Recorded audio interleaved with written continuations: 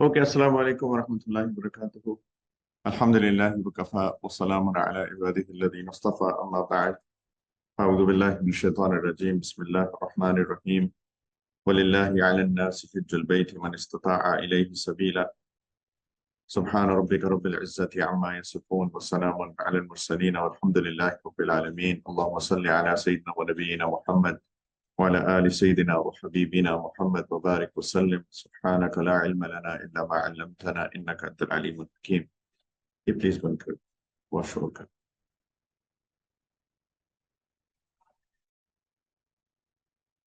All right.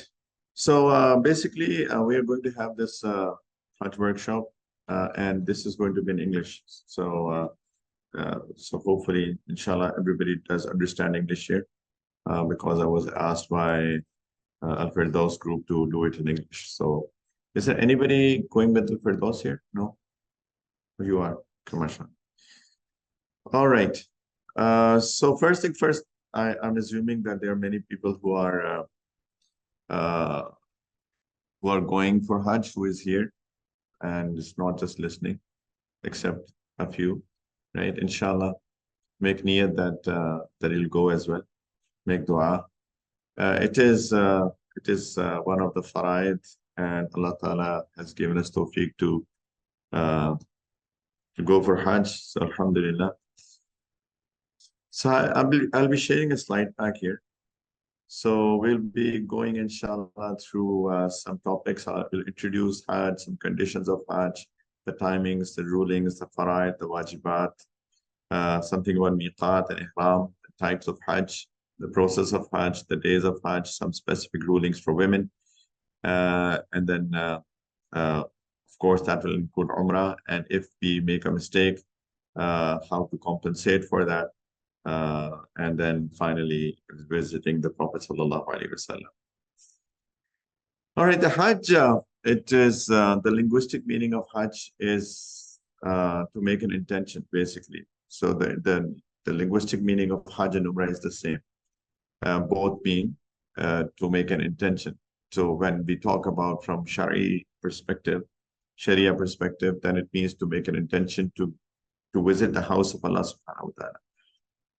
And to visit this house of Allah Subhanahu wa Ta'ala to perform some specific actions in a specific time. That's what Hajj is.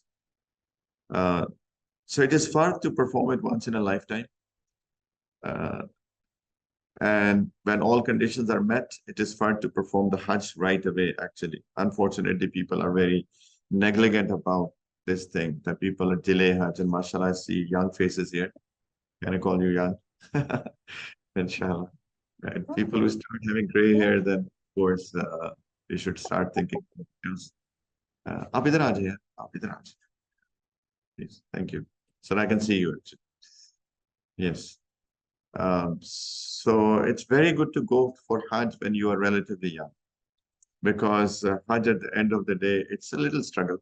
It's a little hard, but as long as we are mentally prepared, that's what it is, right? So we need to be mentally prepared for that. So हमें दिमाग इस चीज पे होना चाहिए कि Hajj होता है, right? And inshallah, the reward of the Hajj is about, that there is some struggle. So wherever there is struggle, and we are making a struggle for the cause of Allah Subhanahu wa Taala, for the sake of Allah, of course, that will give us reward. So this is Hajj. It's a mandatory. Allah Ta'ala says in Surah Al Imran in verse number 97, that وَلِلَّهِ عَلَى النَّاسِ حِجُّ الْبَيْتِ مَنِ اسْتَطَاعَ إِلَيْهِ سَبِيلًا, that for the sake of Allah, as a right of Allah Ta'ala, it is obligatory on the people to perform the Hajj of the house, on everyone who has the ability to manage his way to it. So first thing first, friends, niyat tikar, right? We are only doing it for the sake of Allah Ta'ala, nothing else. Whatever package, VIP package, star package, 3 stars, 5 stars, 10 stars, right? We're not here for stars. We're not here for VIPs. We are here to perform Hajj for the sake of Allah Ta'ala. If Allah Ta'ala has given us money and we can get a good package, Alhamdulillah, should thank Allah Ta'ala for that.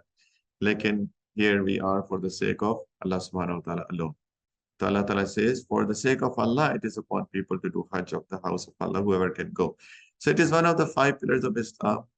Uh, there's a lot to say about what pillars are actually, like, and I will not get into it because the goal of today's workshop is to make sure as to we should know how to perform Hajj. Like, it is one of the pillars of Islam. Pillars means something, right?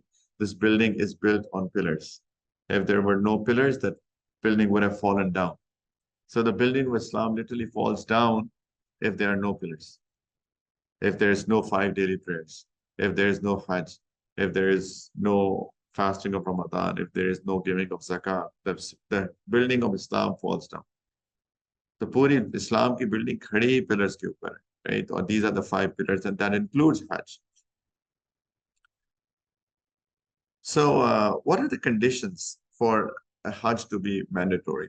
So, mashallah, as I said, the majority of you, I realize that you have already made a decision to go for Hajj. But generally, if somebody is a Muslim and is an adult, he's sane, he's free, and he possesses financial means to take a package in today's day and age, Hajj is mandatory. So please encourage people around you who do fulfill these conditions. जिसके पास ये conditions हैं, उसको चाहिए कि इर्द गिर्द अपने साथियों को, दोस्तों को, अपने रिश्तेदारों को encourage करे कि भाइयों हज पे जाओ, क्योंकि हज तुम्हारे पर फर्ज हो चुका है, right? But then there are some conditions of performance, which is called shartul wujub and shartul ada. They're two different things. It may be that I'm a Muslim, alhamdulillah, I'm an adult, I'm sane, I'm free, and I do have wealth, but it may be that I don't have the conditions to perform Hajj. I don't have shartul ada.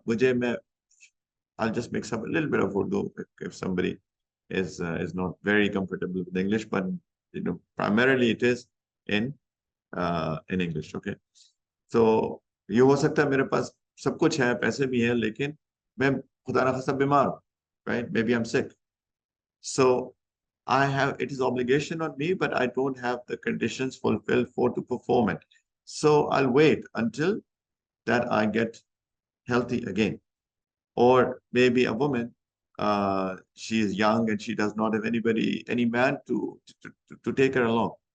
So in other words, no mahram man, right? So she has everything, but she does not fulfill the conditions to go to Hajj.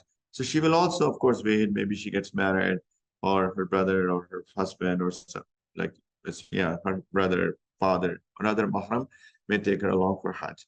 So anyway, so if somebody gets what do you call terminally ill, किसी को ऐसा बीमारी हो गई कि किसी की टांग टूट गई, खुदा ना खास्ता, like forever, his leg is cut off. Now he cannot walk at all, for example. So then, now he knows that he can never go for Hajj. He does have wealth, but he can never go for Hajj. Then what does he do? He will ask somebody else to go on his behalf. So what he'll do is he will give the the the the, the, the money to somebody else so that he can perform on his behalf, which is called Hajj Badal. Okay. So or if he does not perform at all in his lifetime, then he'll write a will that, you know what, somebody should do it from 1/3 of my wealth. तो अगर या तो किसी को भेज दे या फिर अपनी वसीयत में लिख दे कि मेरे मरने के बाद मेरे 1/3 माल से कोई मेरे बिहाफ पे हज कर. All right. So conditions that validate the Hajj. Number one is the state of Ihram. We'll go in detail for all of this, inshallah. The state of Ihram. The second, Hajj has to be in specific time frame, of course. And number three, which is very important, don't take it lightly. But so once one enters into the state of Ihram for Hajj, then there cannot be any sexual activity between the husband and the wife until that he gets out of the state of Ihram. Because if somebody goes into the state of Ihram for Hajj and then gets engaged in sexual activity with his spouse, then the Ihram breaks for Hajj and the Hajj becomes fasid, and then he will have to pay it for the next year. So I have to be very careful. The time for Hajj, we are in the times of Hajj. The time of Hajj is the month of Shawwal, the month of Dhul-Qa'dah, and the first 10 days of Dhul-Hijjah. So these are the months of Hajj, right? So the last 3 months, Shawwal, Dhul-Qa'dah, Dhul-Hijjah, and Dhul-Hijjah until the 10th. By the way, just to give the terminologies, the 8th of Dhul-Hijjah is something called Yawm al-Tarwiyah. Yawm al-Tarwiyah. The 9th of Dhul-Hijjah is called Yawm al-Arafah. 9th, that is the day, 9th of Dhul-Hijjah, right? So it's called Yawm al-Arafah. And the 10th of Dhul-Hijjah is called Yawm al-Nahar. That is the day of sacrifice. And the 11th, 12th, 13th of Dhul-Hijjah are called Ayyam al-Tashriq.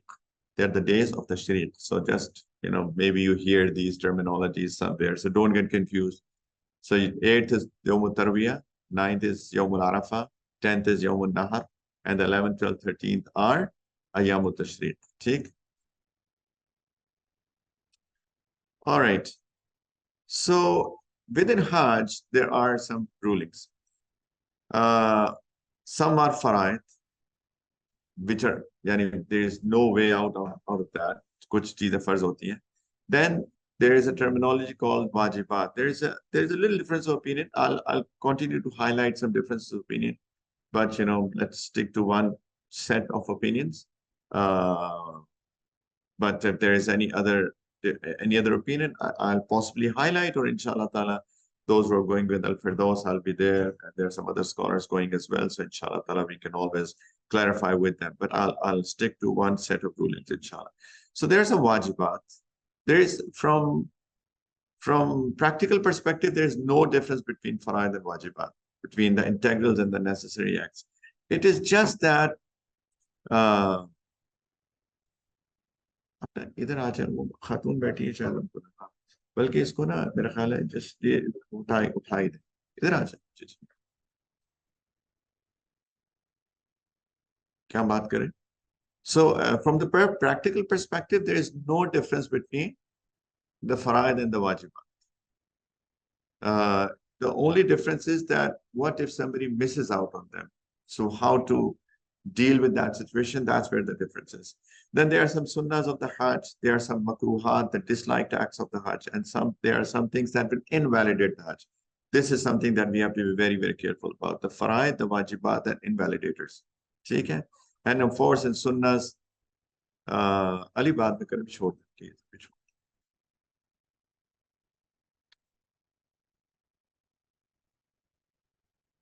कोई activity ना करें Ali.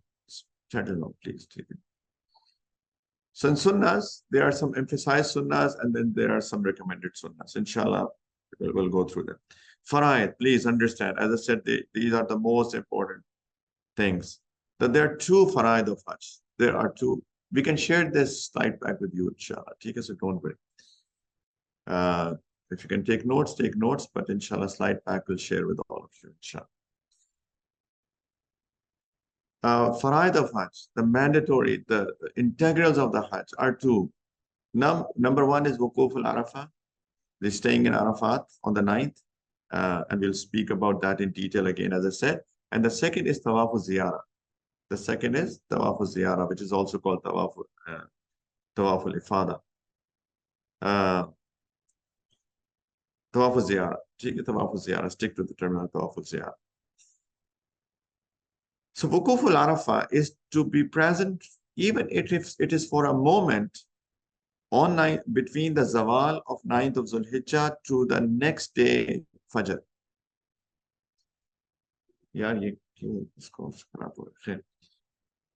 Wukuf al-Arafah is to be present, even if it is for a moment, between the Zawal of 9th of Dhul-Hijjah and until the Fajr, start of Fajr of the next day, 10th of Dhul-Hijjah.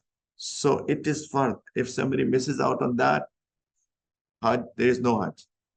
9 Dhul-Hijjah की ज़ोहर के शुरू से लेकर अगले दिन फजर के शुरू होने तक, तो 10 की एक लम्हे के लिए भी बेशक, लेकिन अरफात में रहना ये फर्ज है.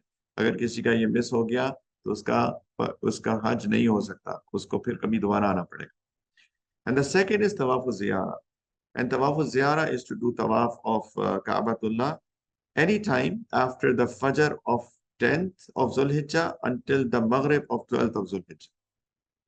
Okay, so there are 3 days, 10th, 11th, 12th. From the Fajr of 10th of Dhul-Hijjah all the way to Maghrib of 12th of Dhul-Hijjah to do Tawaf al-Ziyarah. with one exception, and we'll talk about that exception. This is for women who are in their monthly cycles. If they are in their cycles, then of course they cannot do tawaf and they can delay that even after 12th. But this is fard, it is mandatory. There are two arkan of Hajj. These must be done. Of course, majority of the people do wukuf al-Arafah, majority, 99%. But there is a percentage of people who do not do tawaf ziyarah. ऐसे लोग मैं देखता हूँ कि past experience है वकूफ अरफा कर लेते हैं, वो तो अक्सर होता है क्योंकि ग्रुप के साथ जा रहे हैं। तवाफ़ुज़ ज़ियारा चूंकि खुद ही जाके करना होता है, बट ऑफ कोर्स बताते हैं ग्रुप वाले कि करना है, लेकिन ऐसे लोग हैं तवाफ़ुज़ ज़ियारा किए बगैर वापस आ जाते हैं। There are people like that. तो ठीक है, so these are the pillars of Hajj, these are the faraid of Hajj, these are the mandatory acts of Hajj. Make sure that these two are done. And then wajibat, as I said, they are also, of course, to be done. Number one is called wukuf al-Muzdalifah. To be present in Muzdalifah, even for a moment, any time between Fajr of 10th of Dhul-Hijjah to the sunrise of the 10th of Dhul-Hijjah. Very small window, 1.5 hours or so, right? From the start of 1.5, yeah, around that time. From the start of Fajr to the sunset. Even to be, even if it's for a moment in Muzdalifah. वकूफ Muzdalifah ये वाजिब है। क्या है कि फजर 10 ज़ुल्हिज्जा की फजर से लेकर उस दिन की इशराक तक, सनराइज तक, इवन एक लम्हे के लिए, लेकिन वहां पे रहना, with a few exceptions. Exceptions, inshallah, we'll talk about that again in detail, but let me tell you the exceptions are sick people, old people, and women. Women are exceptions. If they choose not to, they can skip.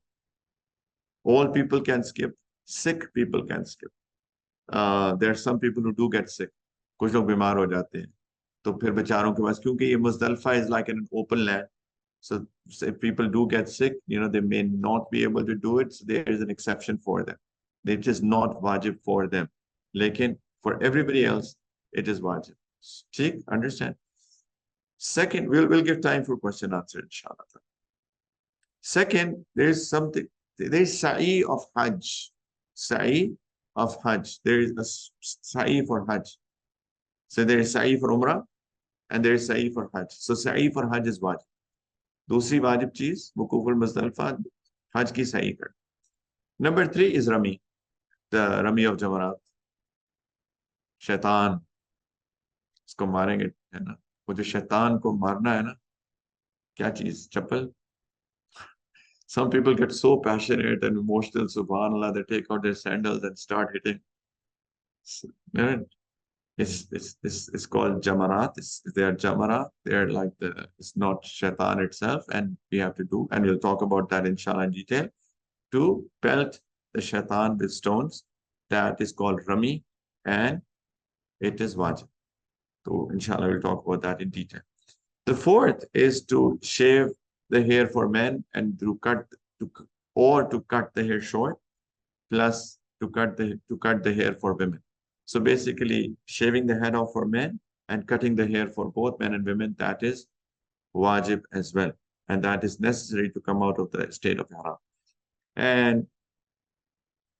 And last but not the least, is something called Tawaf al-Sadr or Tawaf al-Bida.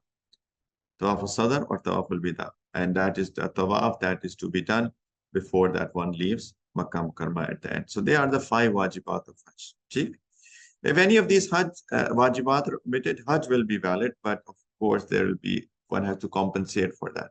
कफारा देना पड़ेगा, जिसको जिनायत कहते हैं, जिनायत हो जाएगी और उसका हमें कफारा देना पड़ेगा, जो कि वहां पे कुर्बानी करना है हरम की हदूद में. So if somebody omits these, Hajj will be valid, but the sacrifice of sheep will become due, which is called dam. ठीक? All right? Everybody with me until now? हर बंदे को समझ में आ रही? ठीक है. आपको समझ में आ रही है? ठीक है. और everybody online with me? Yeah. लोगों को समझ में आ रही online? Yes, we are available. All right. Okay. Yes, alhamdulillah. All right, thank you. All right, next, Ihram. Ihram. What is Ihram? Ihram is the name of a state. It's not the name of the clothes. Some people are so adamant on clothes, they think, you know what, I put on these clothes, so I cannot take off these clothes. This is not, Ihram is not clothes, but it is basically the name of a state. Why am I saying it? For example, for men, they wear Ihram, and then, say, for example, it gets dirty. You can change that pair of clothes, that pair of Ihram. You can change that. And for women, there is no particular clothing, not at all, right? So they can change their clothes, they can, in their hotel, they can take off their hijab. I've seen women, or I know of women, who think that, that this is their ihram, and even in their hotel rooms, they don't take it off. They think that if they take it off, they'll come out of the state of ihram. Ihram is not about clothing. Ihram is about a state. ठीक? So, so, uh, but of course, we have to enter that state. And once we enter that state, one cannot exit until that we complete a certain acts.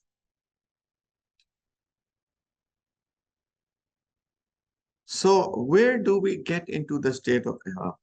This is the question. Where do we get in the state of Ihram? So there is something called, अच्छा इसके ऊपर तो मैं लिख भी नहीं सकता सही है अभी छोड़ there's something called Miqat. There's something called Miqat. But let's, before that, yeah, so there's something called Miqat. Miqat are certain points, and there are 1, 2, 3, 4, 5 Miqats. There are 5 Miqats. They're called Dhul-Hijjah, Zatul Irq, Qarn al-Manazil, Yalamlam, and Al-Jufa.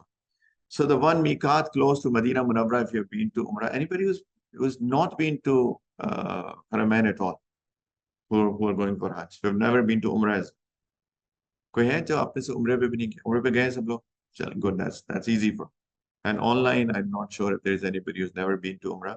So there is a Miqat very close to Madinah Munawwara, right? And that is Zul Hulayfa. So what we have to do is, because we are going from outside, we are called something called Afaki. We live outside Miqat. So we are called Afakis.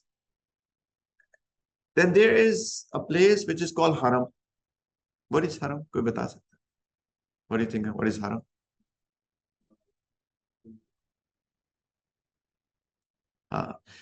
So you're right, there are 2 Harams, but so there's Haram of Makkah and there's Haram of Medina. But the Haram of Makkah, that is not just Masjid. The Haram of Makkah is an area around Makkah Mukarramah, and Makkah is in Haram, but so is Mina, so is Muzdalifah. So there is a whole boundary of Haram of Makkah. मक्का की हरम की पूरी boundary है मक्का मुकरमा उसके अंदर आता है लेकिन मक्का के शहर के बाद भी हरम तो पूरी एक बाउंड्री है right so people who live in the haram of Mecca are called haramis people who live outside miqat I already said are called afakis and people who live between miqat and haram are called something called hillis. So there are different rulings for all of them, but because we are outside miqat, so we are called Afakis, and I'm only going to stick to Afakis. I'm not going to talk about Haramis. I'm not going to talk about Hillis, right? People who are in Jeddah, for example, Jeddah is within Miqat. The Jeddah people in Jeddah are Hillis, right? So I'm not going to talk about them. I'll stick to the Afakis because we are all possibly going from outside Miqat. So we have to be in the state of Ihram at or before Miqat. We have to be in the state of Ihram at or before Miqat. Miqat पर या उससे पहले हमें ihram की हालत में आना लाजिम है. Okay? It is very important. It is very, very, very important. Miqat is the boundary. It's a limit. We don't have to be in Ihram at Miqat, but it is the maximum boundary. Miqat तक ihram में आ जाना है. Because people either travel through airplanes or people are going with Al Firdaus group. I've been told that they are taking trains. So you take a train from Medina Munawwara to Makkah Mukarramah. So they don't stop at Miqat. Trains do not stop at Miqat. So we have to be in state of Ihram before that. Some people do is they do not make the niyat of Ihram, and they're flying, for example, to Jeddah, and they sleep. And when they get up, they're already landed. So in other words, they've already crossed Miqat and they have not made the niyat of Ihram, which is an issue. And this is not one story. There are many stories like that. You might wonder who can be so heedless, but there are people, who have very deep sleeps, and they do sleep. And subhanallah, issue हो जाता है. समझ रहे हैं कि कुछ लोग सोते रह जाते हैं जहाज में, इहराम की नियत नहीं करते, वो जद्दा में लैंड होकर उनको समझ में आती है वो क्या मीकात क्रॉस हो चुका हो. So one should get into the state of ihram at or before Miqat. So please know that. So in planes, they do announce that we are going to cross Miqat in 30 minutes, for example. People are coming from Medina Munawwara to Makkah Mukarramah. The Miqat look at that. The Miqat close to Medina is right next to Medina. So as soon as in the bus, it'll take you 15 minutes to Miqat. In train, it'll take you 5 minutes to Miqat. So please make sure that we are in the state of Ihram when we board the train from Medina to Makkah, or when we ride the bus, if you're not stopping at Miqat, and as also in the plane, make sure that we make the niyat of Ihram well before passing the Miqat. So basically, just a quick thing. So this green circle is the Haram boundary. That dot in the middle is Masjid al-Haram. That green circle is the Haram boundary. Medina is in the north. Look at this map. So on the east, basically a little southeast of Haram is Mina. You go further southeast, there's Muzdalfa, and then you go more southeast, that is Arafat. ठीक है? ये बहुत अहम map है कि मस्जिद हरम की ग्रीन जो है हरम की बाउंड्री है, उससे थोड़ा सा राइट पे जाएं, थोड़ा सा ईस्ट पे जाएं तो पहले मिना आता है, फिर उसके बाद मुजदलिफा आता है, और उसके बाद अरफात आता है. ठीक है? Arafat is outside haram boundaries. Arafat is outside haram boundaries.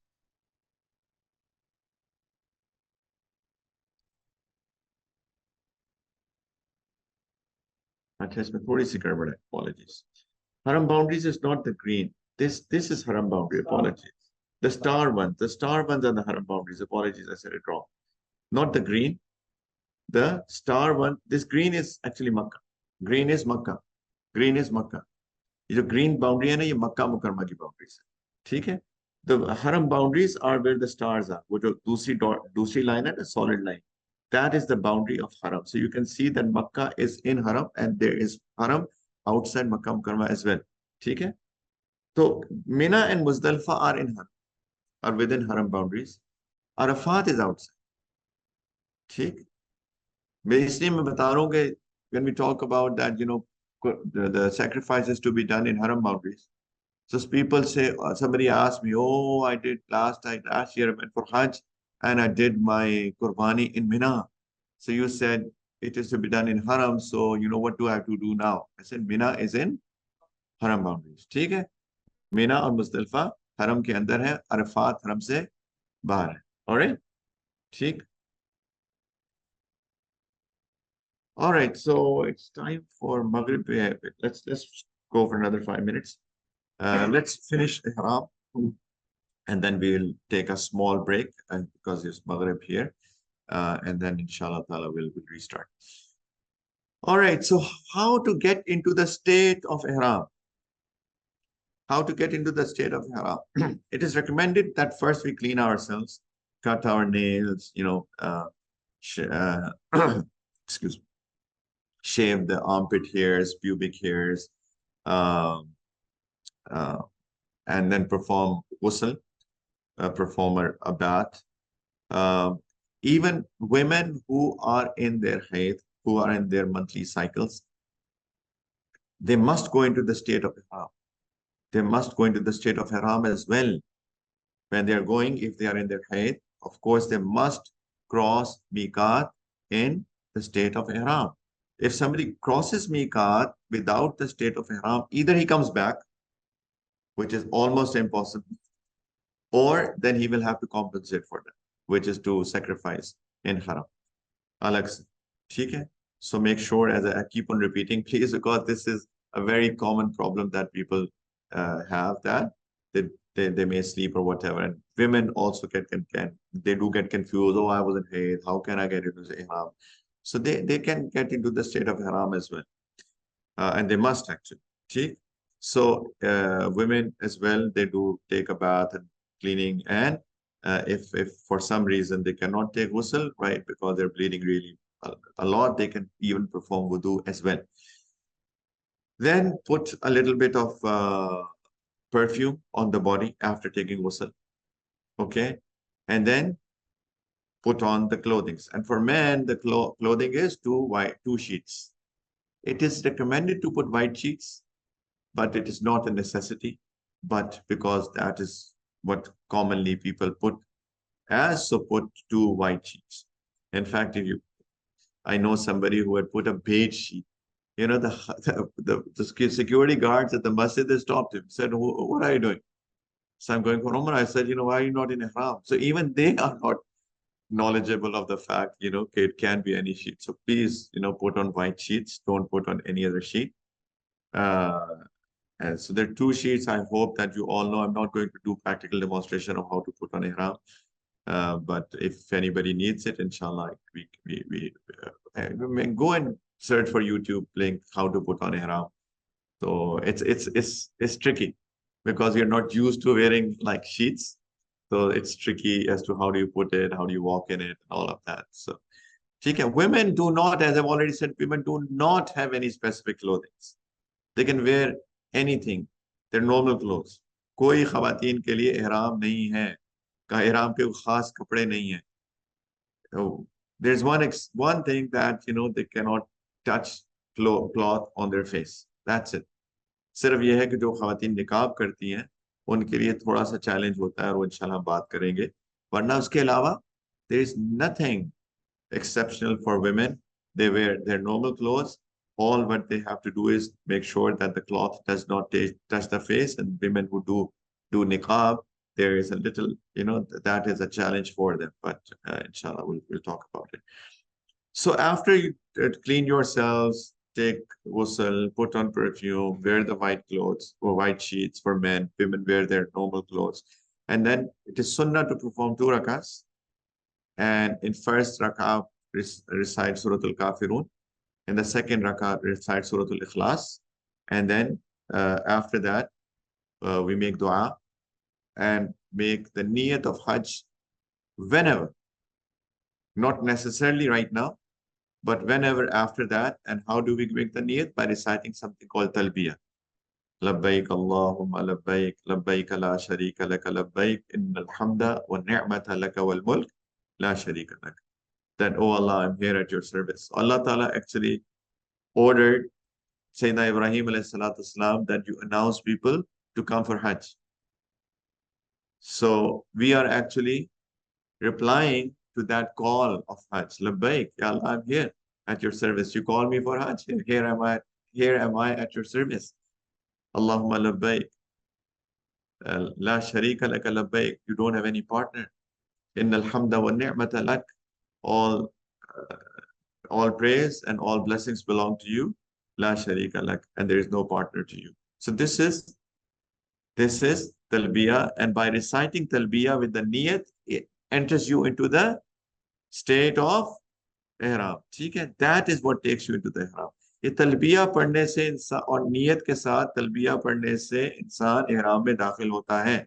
You don't have to recite it right after these 2 nafals. It can be done later on.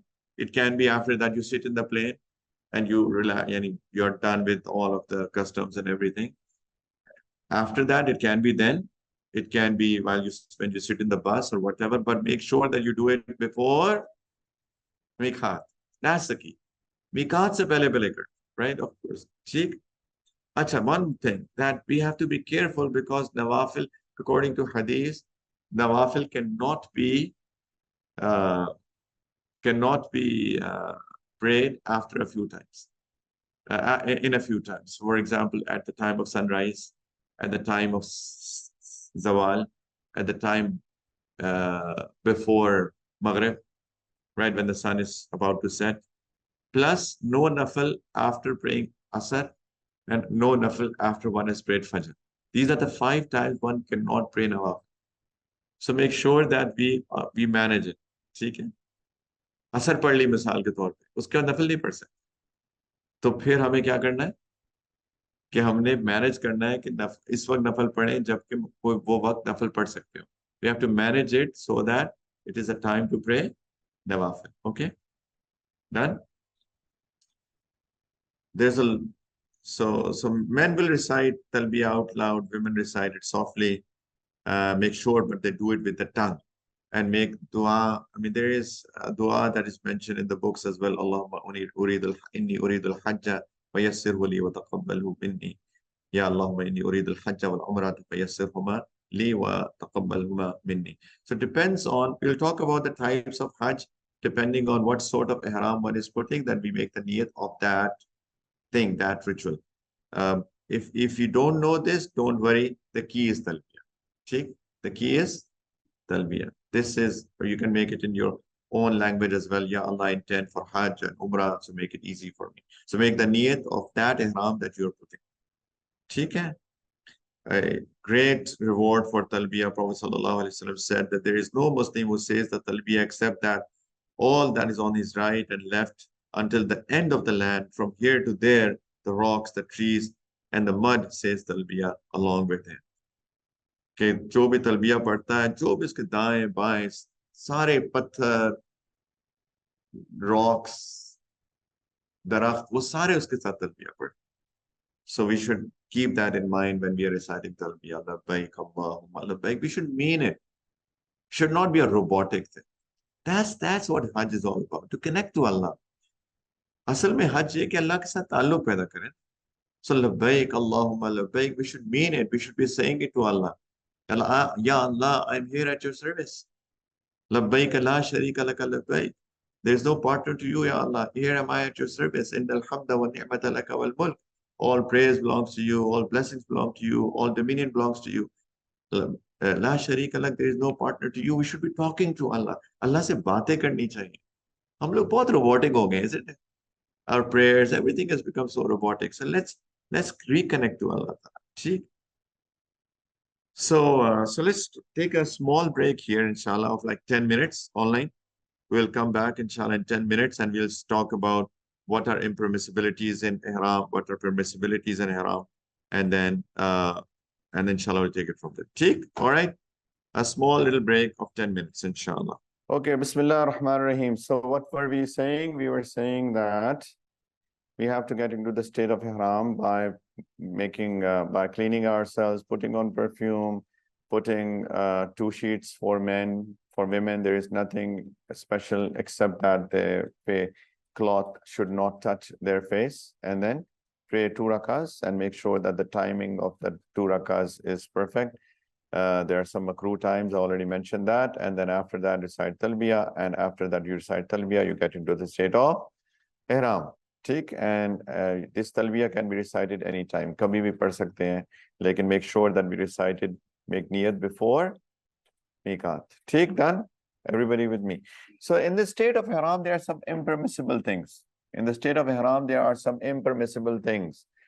Let's go over that list. That is important. That is very important, guys. Number 1, any sort of talk that is related to sexuality, even with one's own wife, even any words of intimacy, even saying I love you, that is not allowed in Ihram. Okay? Any sort of romance or any sort of sexuality, any sort of romance or any sort of sexuality is not allowed in Ihram. Allah Ta'ala says, فَلَا رَفَثَ وَلَا فُسُوقَ وَلَا جِدَالَ فِي الْحَجِّ. No rafas, no fusuq, no jidal. So first, rafas is any romance or any a discussion of sexuality. Jidal is fusuq is any sin. Jidal is any sort of fighting, any argumentation. Allah Ta'ala says, don't do that in ihram. Right? Koi bhi, even mohabbat, pyar mohabbat ki, husband, wife, aapas mein bhi baatein karna ihram mein mana. Theek? And of course, nothing else. Any sort of vulgar speech, of course, no sins, full stop. Vulgar speech is bad. Any argumentation, any sin, right? So make sure that we control our gaze, control our tongue, control our ears, no backbiting, no lies, no nothing. Cheek. You know, some people, what they do is they go into the hotel rooms and they open the TV and start watching, you know, stuff.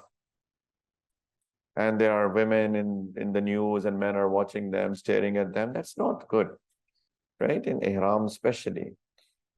For men, what is impermissible is wearing any stitched clothes and plus wearing any sorts of shoes that cover the top bone of the foot. That cover the top. This is a foot. That's how it looks like inside. So this bone on the top is called cuneiform bone. That has to be revealed. So one should get the sandals that should reveal this bone. That's a top bone. That's called cuneiform bone for men only. There is no restriction on shoes for women. As I said, there is nothing on women except regarding the clothing, except that the cloth should not touch the face. Otherwise, there is nothing regarding clothing for women. I've kept on repeating it because, as I said, there is a misconception, misunderstanding amongst women for that. So this should be revealed, all right? Plus ankles, this cuneiform bone plus ankles, they must be revealed. They must be exposed. So one should not hide that while wearing sandals. So one should get the sandals that will be, that reveal or that expose this bone. ठीक है, ये ऐसी sandals लें क्योंकि लोग कई मर्द नहीं करते. For men, any sort of wearing stitched garments, so that will, undergarments basically, क्योंकि ऊपर तो of course on top people wear the two sheets, but they may wear undergarments that is not allowed in ihram. Achha, some people get misunderstanding. They say, oh, ihram is stitched as well. Some people say that the sheets are stitched as well from the sides. When we talk about stitching, that is not that stitch. That is basically stitched in the shape of the body. So this is stitching, right? Stitching in the shape of the arm. It should not be stitched in the shape of the body. Passive stitching is fine, but not stitched in the shape of the body. So they cannot wear anything like undergarments and stuff. Also, it is not allowed for men to cover their head. So wearing a cap or things like that. It is not allowed for them to cover the head. And for both men and women, it is not allowed to cover the face. So in other words, wearing the mask will not be allowed. Theek? Any cutting of the hair, plucking the hair, shaving the hair is also not allowed in ihram.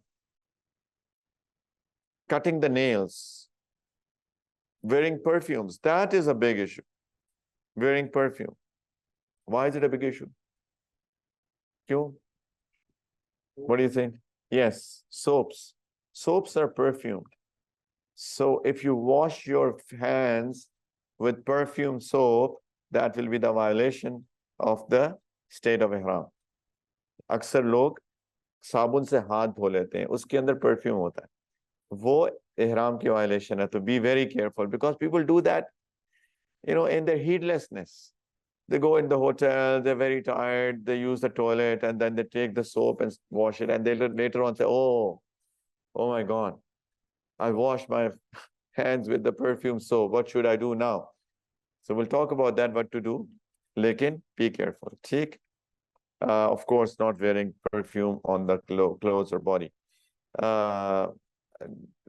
The last two people generally don't do that, but cutting any trees in haram boundaries, killing somebody, don't kill anybody, please.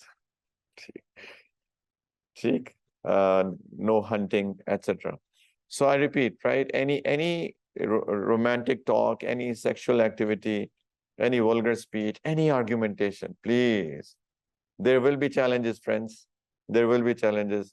You know, people will be possibly not helping you at the airport, at the bus stations, at the hotel. Maybe you get like 2 hours before you get your room, and you may be fuming.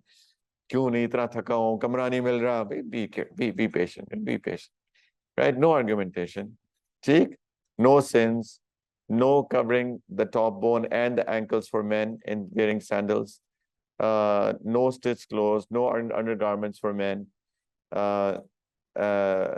no covering of the head for men no covering the face for both men and women no cutting the hair, no cutting the nails, no wearing perfume, especially, as I said, that especially in soaps and stuff. There are, by the way, unperfumed soaps that are available, non-fragrant. ऐसे साबुन मिल जाते हैं जो non-perfumed होते हैं. So maybe it's a good investment, actually. If you search now and get a non-perfumed soap, that is a good investment. Because we were used to, although it's not necessary to wash with soap, right? If you wash it properly with water, that should be enough. Lekin some people, of course, they don't feel satisfied. क्योंकि हमें आदत हो गई ना साबुन से हाथ धोने की. So if you are not satisfied with just washing with water, then get a soap that is non-perfumed soap. तो ऐसा अगर आप साबुन ले लें अपने साथ तो अच्छा है. One can take ghusl just with water as long as there is no scented soap, shampoos involved. And as long as, you don't pluck your hair, you don't, rub your hair with much so that it may fall down. But just having a shower, right, it's fine. When we talk about covering the head means wearing a cap. It does not mean you cannot have an umbrella. You can have an umbrella. In fact, it's also recommended, bhaiyo, take umbrella along. It's hot, it's sunny, we have to walk in the sun. Friends, get a good umbrella with you. They do provide umbrellas somewhere maybe, but I can tell you those umbrellas, it's the filtered sun rays that come through that. It helps, but still, it's not that perfect. So I get a good umbrella, like अच्छा ना दोनों हर बंदा एक छतरी साथ लेके जाए. It will be a good investment. ठीक है? So I'm just giving you some practical tips as well. So carrying an umbrella, getting under a shade, no issue. Carrying a backpack is not an issue. Wearing a ring, wearing a wristwatch, not an issue. Wearing eyeglasses, contact lenses, using unscented soap, killing mosquitoes, scorpions, snakes, auzubillah. But that is okay when they're harmful. Cheek. You can change your sheets. Women can change their clothes, as I've already said, etc., etc. That's all permissible. All right, done, understood. Questions? कोई सवाल तो नहीं है इसमें? Yeah, wearing belts are fine. Wearing belts are fine. They're not clothes, right? Yes.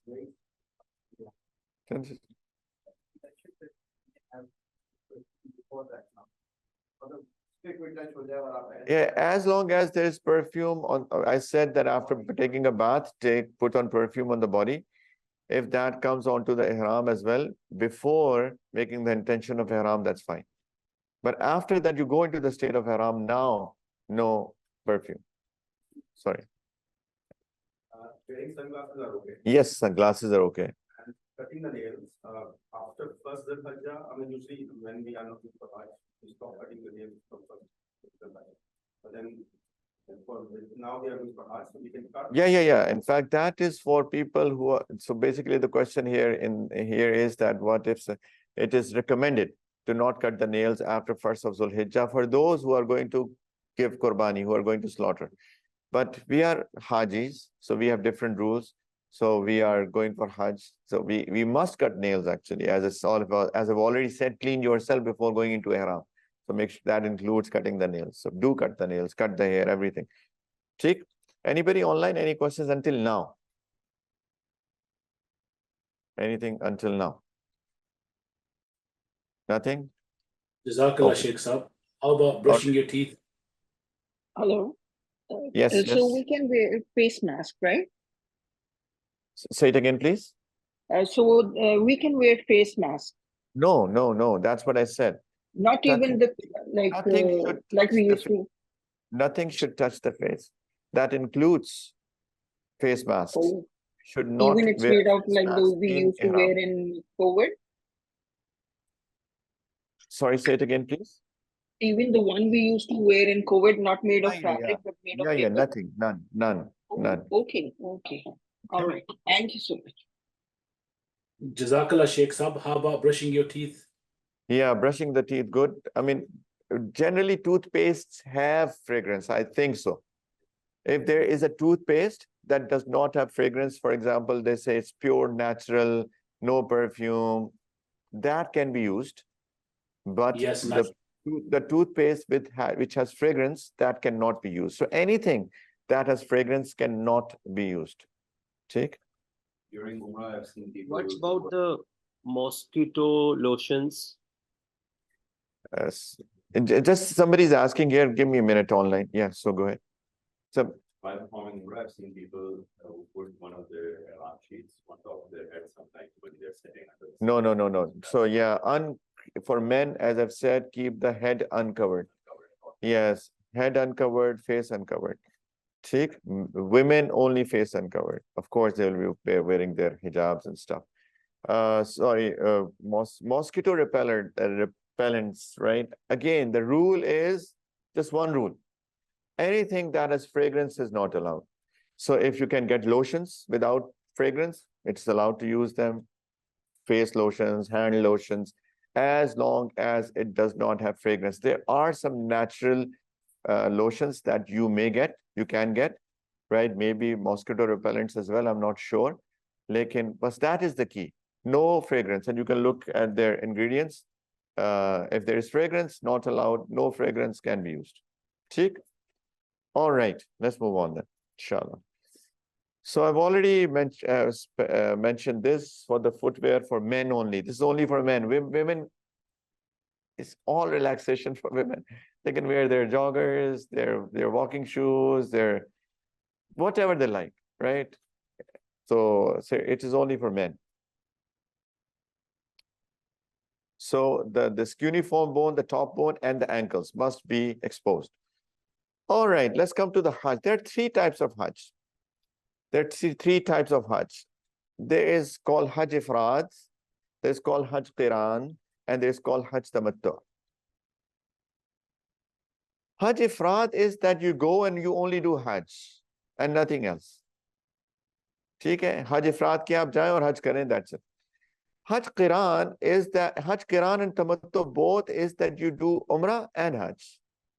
And this is what we should be aiming for, all of us, right? That we should do Umrah and Hajj both. We are going, so let's do Umrah and let's do Hajj. But what is the difference then? The difference is Ihram, the state of Ihram. So for Hajj Qiran, what people do is when they put on Ihram before Miqat, they'll make the niyat that I will do Umrah and Hajj in the same Ihram. In other words, after Umrah, I will not get out of Ihram, but rather continue with that Ihram and will do Hajj in the same Ihram and will come out of the Ihram after my Hajj. A little challenging because now we have studied the restrictions, right? No perfume. What else is difficult? Hair, no plucking hair. Basically, these are the two that are more difficult. Plus for men, we are not used to wearing these sheets. So it's a little tough, especially, the upper sheet, it's like falling off. And it's not that easy if you're not used to, but it's a doable thing though. If you get used to it, it's a doable thing. As I said, get unscented soaps, that will fix it, right? The only challenge would remain then are the sheets, managing sheets. If you can do it, do it. If you're not, that's fine. Then there is another option, which is called Hajj Tamattu. Hajj Tamattu is when you put on Ihram, you make the niyat of Umrah. When you're crossing Miqat, you're making the niyat of Umrah. And then after Umrah, get out of Ihram and we'll talk about how to get out of Ihram. And then on the day of Hajj, on Yawm Tarwiyah, on the 8th of Dhul-Hijjah, put a new Ihram with the niyat of Hajj and then do Hajj with that. That is Hajj Tamattu. So the only difference between Qiran and Tamattu is Ihram. So now going back when we were making niyat of Ihram, so we mentioned two niyats. Ya Allah, I'm making the niyat of either Umrah or I'm making the niyat of Hajj and Umrah, depending on which type of Hajj you want to do, Qiran or Tamattu. Understood? So at that time, if you plan to do Qiran, make niyat that I'm going to, Ya Allah, I'm putting on Ihram for Umrah and Hajj to make it easy for me and accept it from me. And if you're only planning to do Umrah first and then get out of Ihram and then put on Ihram again for Hajj, then make a niyat, Ya Allah, I'm putting on Ihram for Umrah, Ya Allah, make it easy for me and accept it from me. तो it's ihram के ऊपर depend कर ihram की नीयत पे depend करता है दोनों हज किरान और तमत्तु. It's your choice, whatever you want to do. It's your choice. ठीक है? All right. All right. Hajj. So again, I don't want to keep you here all night. So I'll be rushing a little bit. Like I'll make sure that I'll cover the necessary stuff. I'll share this slide pack with all of you, inshallah. I hope that all of you who are online, you are, of course, part of some group. I'll make sure that this slide pack is shared with all of you, inshallah. But there are a few things that you should listen. Don't just rely on the pack. इस पे rely ना करें, बहुत सारी चीजें कहने की हैं, तो सुने जरूर, ठीक? All right, so let's assume that we are doing what? Hajj Tamattu. Let's take a case study. Hajj Tamattu. So what was Hajj Tamattu? Umrah, out of Ihram, and then put on a new Ihram for Hajj. Okay? So let's assume that. So when we go in Ihram, we reached Makkah Mukarramah. So now first thing what we have to do is Umrah. Okay? In both Hajj Tamattu and Qiran, actually we have to do Umrah. So we have to go do Umrah. Acha, recommendation. It's just a recommendation, your choice. Some people who are going there for the first time, they're very emotional. They just want to do it the first thing once they reach. By the way, I remind again that it may be a challenge, not challenge, it may take some time to get a room. Maybe not. But be prepared. It may be like an hour before that you get a room. So don't get upset. Don't get upset at the Hajj group. It's not their fault. You know, so people are checking in, checking out, checking in, checking out, right? So it could be that people have not checked out yet, rooms are not prepared, and they take like 100 rooms. So please be patient. That's what I want to say. It may be that they're all ready, Allahu Alam, right? So you might be lucky. Lekin it might also be that you may not get the room right away. So be patient. So once you check in your room, please, my personal recommendation would be don't rush. Don't rush. Take your time. Make sure that you're rested. Make sure that you're not tired. Make sure that you have eaten. Make sure that you have gone to your toilets. Make sure that you are relaxed.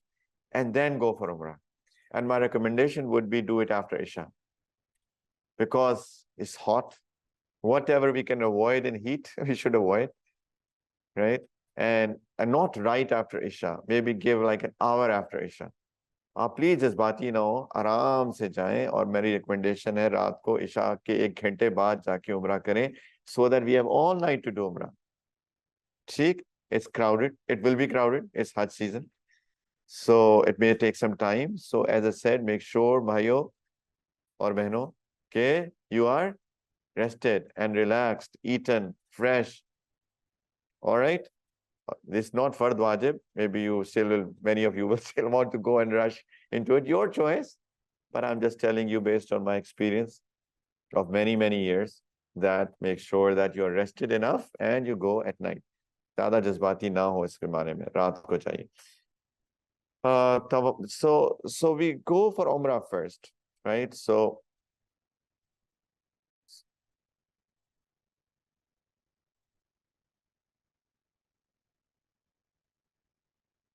So when we go to masjid, to enter the masjid, mashallah, many of you have the experience. Many of you might be going for the first time. The first timers, I recommend to stay with somebody who has the experience. For the first timers, please, I recommend that stay with somebody who has the experience, because they make one ways, they open some gates, they close other gates, right? Because of the crowd. So you may get lost, and half of your energy might be gone in just finding the right gate and to get to the right place. तो इसलिए मेरी ये एक recommendation है कि जो पहली दफा जा रहे हैं वो किसी ऐसे बंदे के साथ स्टिक हो जाए जो कि पहले कभी गया हुआ है. Okay? So when you go, the first sight at Kaaba is a very blessed moment, even for those who have gone before. So make sure that we make dua at that time. When we look at the Kaaba for the first time, we make dua. The duas are accepted at that time. There is a reward for just looking at Kaaba. Kaaba को देखना भी एक इबादत है. अल्लाह की रहमत आती है तो ये कबूलियत दुआ का वक्त है, दुआ मांगे. और कहीं ऐसी जगह पे चले जाएं जहाँ पर के काबा नजर आए मताफ में. लेकिन as I said, it's all based on experience. You know where is the mataf, etc., etc. But when you look at the first sight, you have the first sight at Kaaba, make sure that you make dua. And if you don't have time, it's crowded, you cannot stop. So make dua, Ya Allah, I'm here, please accept my duas, please make it easy, accept my Umrah and Hajj, and accept all the duas that I'll make here. So in a comprehensive dua, رَبَّنَا آتِنَا فِي الدُّنْيَا حَسَنَةً وَفِي الْآخِرَةِ حَسَنَةً وَقِنَا عَذَابَ النَّارِ, whatever. All right. So, sorry for Umrah. So there are 4 things that are to be done in Umrah. Of course, Ihram. Number 2, Tawaf. Number 3, Sa'i. Number 4, it depends. If we are doing Hajj Tamattu, then we will cut hair, shave hair to get out of Ihram. If we are doing Hajj Kiran, then we won't do the 4th thing. That 4th thing is just to come out of Ihram, shaving the hair or cutting the hair off. So there are 2 basic things. Ihram is a condition, which we have already put. So the Tawaf and the Sa'i. ठीक? So how to do Tawaf and Sa'i? Let's go back a little bit.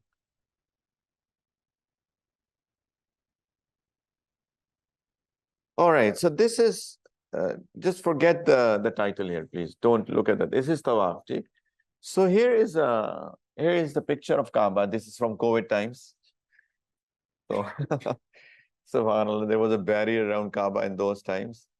And we are, alhamdulillah, that those barriers are lifted now. I'm not sure how are they going to do it. Every time they do something different.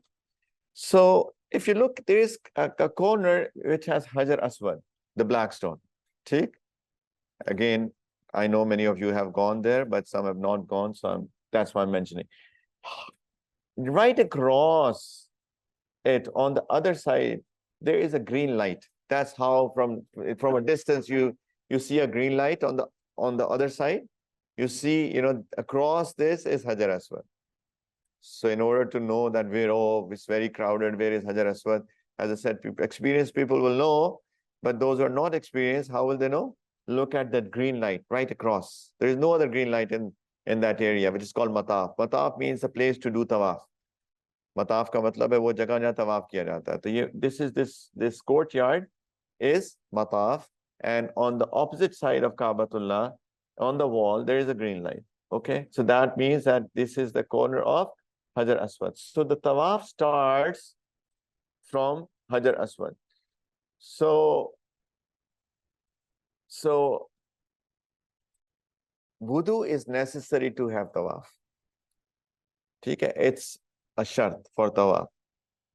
The women, if they are in their menstrual cycles, as I said, they can get into the state of ihram just by reciting talbiyah, right? Of course, they cannot pray 2 rakahs because they're in their impurity. All what they have to do is to recite talbiyah, and they will enter into the state of ihram, of course, with that niyat. Now they cannot do tawaf until that they are pure. So they have to calculate everything, when are my days? When I'm going to get pure? So if it is they're going to get pure before Hajj, then they will have to wait until that they are pure, and then they go and do Umrah. Acha, one case scenario. What if they are say traveling maybe 5 days before Hajj, and they have hair cycle of menstrual cycles of 6 days, and they're only going to get pure when the Hajj will already start on the 8th, for example. So what do you think they should do? क्या करें? Yes? सबको असल में नींद से जगाना मकसद है. What do you think they should do? No. They should make the niyat of Hajj only. Then don't make the niyat of Umrah. I told you there are 3 types of Hajj. Hajj Ifrad, Hajj Tamattu, Hajj Qiran. Hajj Ifrad is only do Hajj, no Umrah. Hajj Tamattu and Qiran was that also do Umrah. But the niyat, the difference is that when to take off Ihram. So if there are women in such states that they think that they will be in Hayd when the menstrual cycle, when they go, and they will remain in the cycle until the Hajj will start. Make just the niyat of Hajj. Don't even make the niyat of Umrah.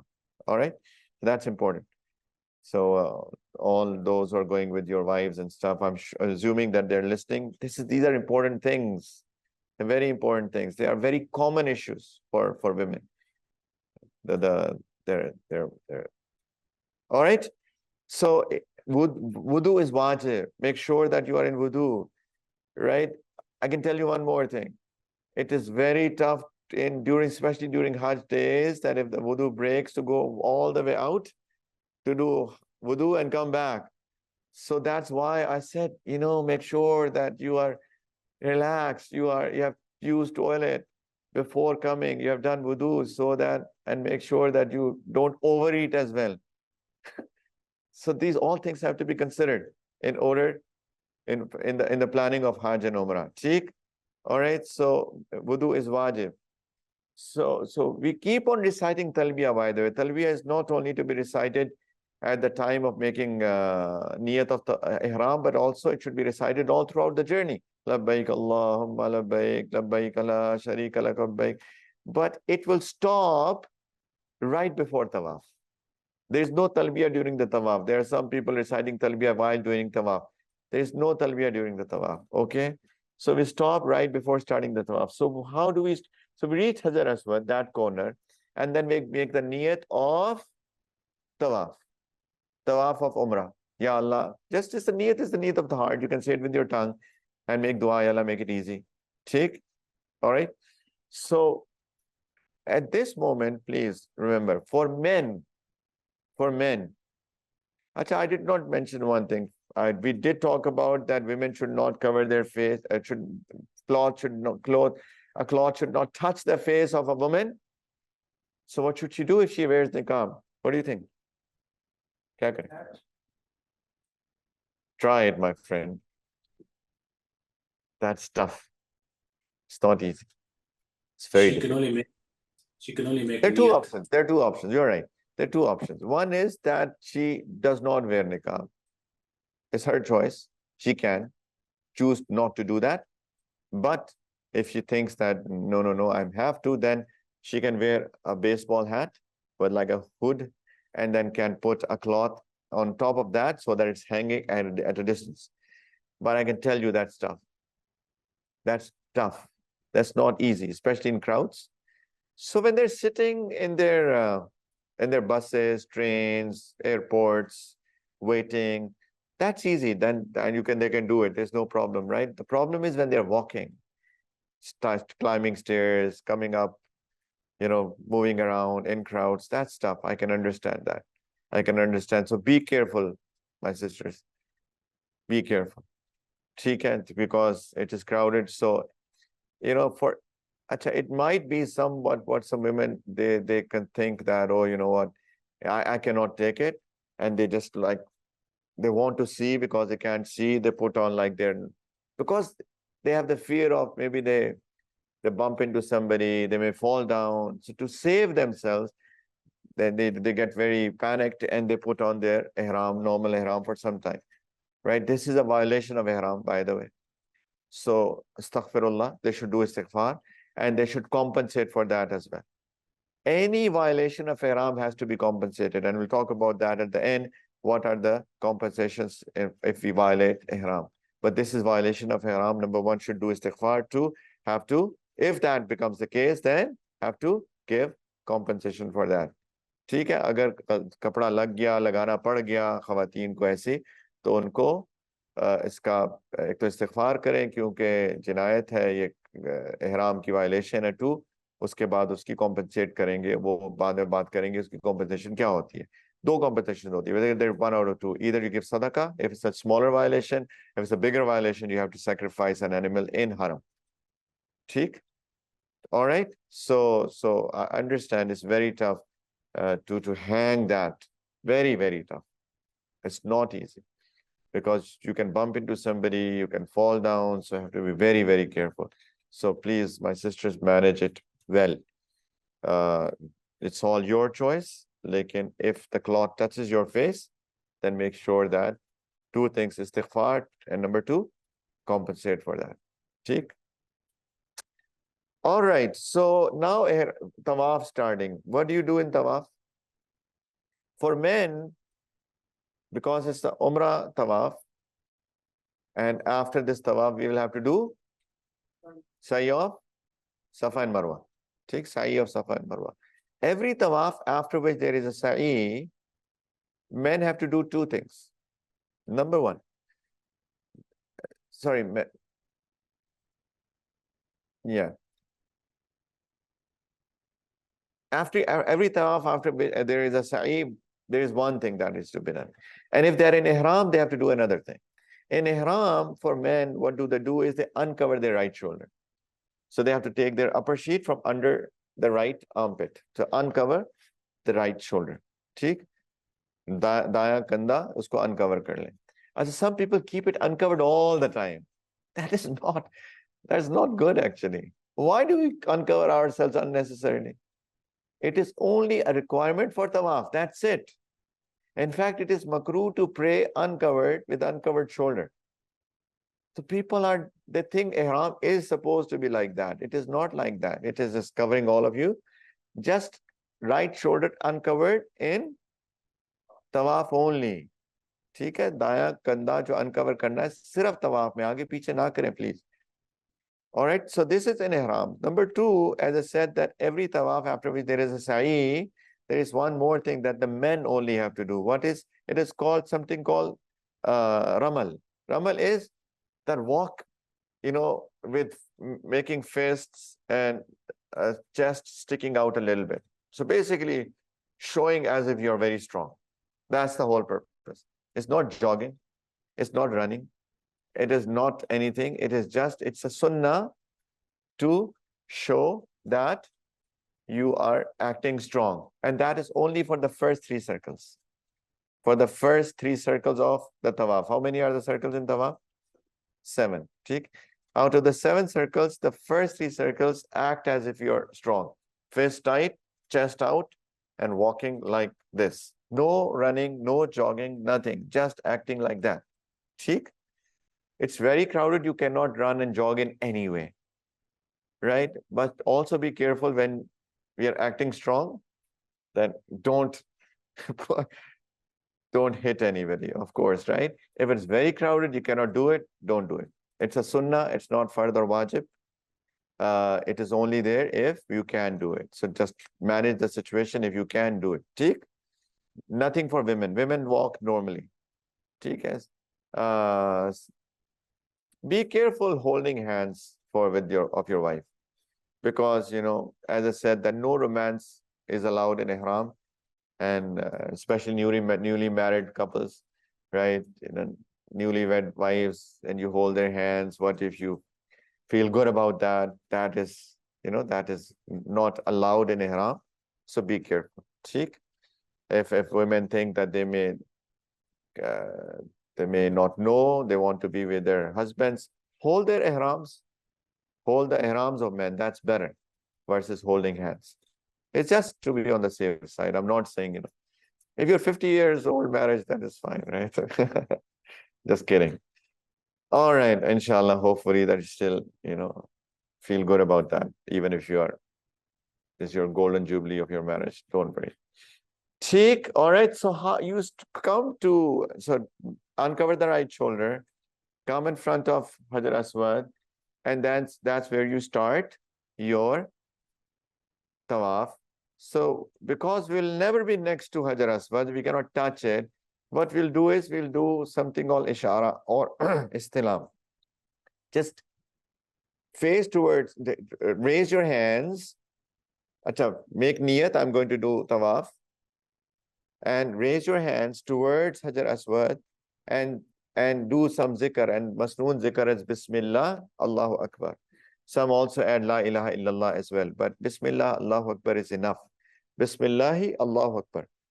Right? That's it. And if you, I mean, you can also kiss your hand, resembling as if you have kissed the black stone, but this is enough as well. Just raising the hands, Bismillahi, Allahu Akbar, raising your hands towards the black stone, towards Hajar Aswad, Bismillahi, Allahu Akbar. And that's where you start your tawaf. As I said, the first 3 circles, something called Ramal, yani a little strong, acting strong. And the first circle will start. The tawaf will start from Hajar Aswad, will end at Hajar Aswad. It will start from Hajar Aswad and will end at Hajar Aswad. So start with istilam or ishara, Bismillah, Allahu Akbar. And when you will end the circle, do the same. जब तवाफ खत्म हो जाएगा, एक circle खत्म हो जाएगा, तो तब भी इसी तरह इस्तिलाम करके अपने हाथ, you raise your hand towards Hajar Aswad, same thing, Bismillah, Allahu Akbar. That will end one circle. The corner before Hajar Aswad is called Rukn Yamani. The corner before Hajar Aswad is called Rukn Yamani. There is a masnoon dua between Rukn Yamani and Hajar Aswad, which is the famous dua that we all know, Rabbana atina fid dunya hasanatan wa fil akhirati hasanatan wa qina adhaban nar. That is masnoon when you are in front of this wall between Rukn Yamani and Hajar Aswad. Understood? ठीक है? Everybody with me? There is no ishara or istilam of Rukn Yamani. Some people are doing that as well. Some people are, also doing ishara towards Rukn Yamani. That is not masnoon. If you are next to Rukn Yamani by any chance, then it is sunnah to touch that. But if you're away, then there is no ishara. There is no istilam from distance. The only istilam from a distance is of Hajar Aswad. Bismillah, Allahu Akbar, walillahi alhamd, Bismillah, Allahu Akbar, Bismillah, Allahu Akbar, la ilaha illallah, whatever. Like in Bismillah, Allahu Akbar will do it. Or if you want to add walillahi alhamd, that is fine as well. So, istilam of Hajar Aswad before the start, at the end of first circle, at the end of second circle, at the end of third circle, at the end of fourth circle, at the end of fifth circle, at the end of sixth circle, at the end of seventh circle. So what do you think? How many istilams in total? 8. Right? At the end of every circle plus at the start. ठीक? हर शुरू में इस्तेलाम करना है और हर circle के बाद करना है, तो 7 चक्कर हैं, तो 7 चक्करों के एंड में 7 हो गए और एक शुरू में 8 हो गए. ठीक? 8 istilams. All right? Done? What to do in these circles? What to do? Anything but taking selfies. Please. For God's sake. How much money have you guys spent, right? We all have spent thousands and thousands and thousands and thousands, right? Literally thousands, isn't it? 30 plus thousand, 25 plus thousand, 20 plus thousand, whatever package you have taken, right? And are we going there to make selfies, friends? No, we are going there to connect with Allah. See, I'm not saying don't take selfies at all. I know people are addicted, like not during tawaf. Some people are having video calls. I am in circle number 3. And come on, leave these guys, for a moment. Your heart should also be in Makkah. It should also be in front of Kaaba. Don't leave your heart anywhere else. That is important. Make a niyat, my heart is connected to Allah right now. Then we will benefit from tawaf. Tawaf is a huge ibadat. That can only happen there. So make sure that we are doing it with 100% focus, right? So focus on Allah, that Allah's mercy is falling on me. I'm doing tawaf of the house of Allah. Make du'as, do zikr, istighfar, durood, recite Quran from memory. I don't recommend holding a book as well. Two problems. Number one, you're holding a book and, you may not realize what's happening around. It's crowded. Second, du'as are made, they are not read. Dua मांगी जाती है, पढ़ी नहीं जाती है. समझ रहे हैं? Understanding? Dua मांगी जाती है, पढ़ी नहीं जाती है. So don't read du'as. Make dua, whatever comes in your heart. Here you can make dua in any language that you want. English, Urdu, Punjabi, Gujarati, Memoni, whatever. Right? So make dua or do zikr.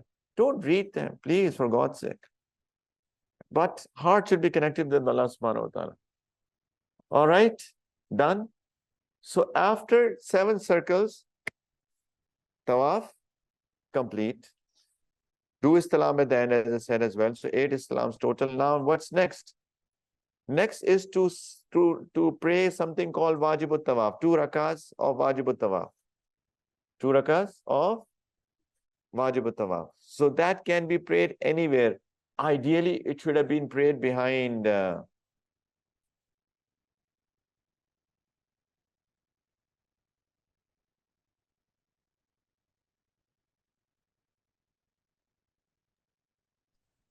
Sheikh Sahib, we've lost you.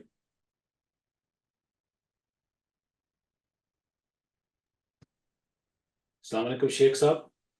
yeah. We have lost you. Can you am I back? Yes, you are back for me. All right. Yes, Sorry. Yeah, that's fine. All right. So क्या मैं कह रहा था? The mic is okay, right? This is the same mic. Okay. क्या मैं कह रहा हूँ? What was saying? Yeah. So ideally, it should be prayed behind Maqam Ibrahim. It's a place where Sayyidina Ibrahim alayhi salam stood up to build Kaaba. There are footprints of Sayyidina Ibrahim in this place, which is on your screen right now. Lekin, of course, it's crowded. You may not find space behind it. Acha, when we say behind means right at the back, because people are doing tawaf, right? You may not find the space. You can pray anywhere. You can pray anywhere in the mataf. But pray 2 rakats. But or again, make sure that this is not the time of, this is not a makruh time. Make sure it is not makruh time. All right? It is not makruh time. And I've already mentioned so that's why I recommend doing Umrah at right after Isha. All the time until Fajr we can pray. It's no sun outside. It's not that much hot. So I recommend that do Umrah at night. So we can pray at that time. But if you're doing it at another time, make sure that it is a time where one can pray nafil. Okay? So 2 rakahs.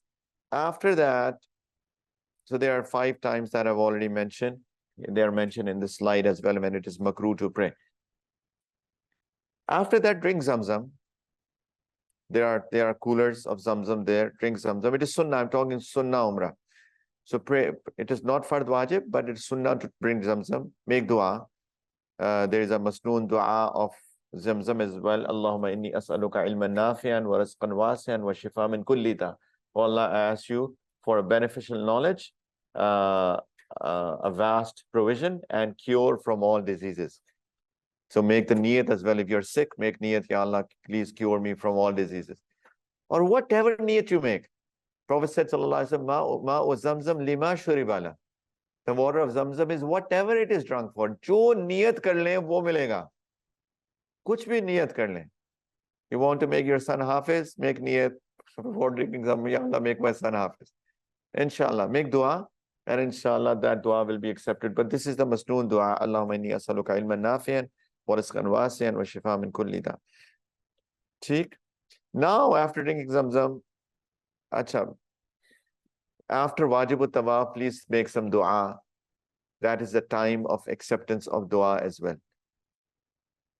Dua during tawaf, dua after 2 rakas of wajibut tawaf. Also make dua during Zamzam, I've already said. And now we will proceed to Sa'i of Safa and Marwa. So we are doing Umrah, remember. Safa and Marwa are two mountains, hills basically. Now they're only hills, small little hills that are left. And to walk 7 circles between these two is called Sa'i. So start from Safa, end at Marwa is 1 circle. Marwa to Safa is 2 circle. Back to Marwa 3rd, back to Safa 4th, back to Marwa 5th, back to Safa 6th, back to Marwa 7th. So start from Safa, end at Marwa. Theek? So make sure how much time is left for Hajj? Today is 26th of May. Hajj is when? So when are you traveling? Maybe 7th, 8th, 9th, right? There's still 2 weeks.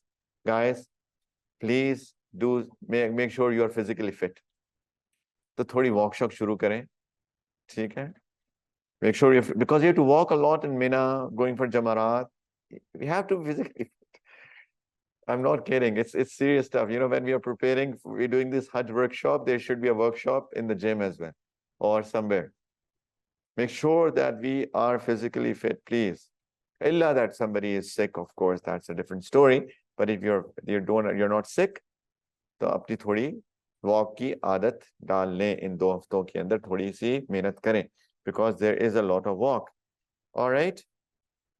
So at Safa and Marwa, or there are 3 levels of Safa and Marwa from practical standpoint. There are 3 levels. Ground floor is the crowdest, if that's the right word. That has सबसे ज़्यादा rush होता है ground floor पे.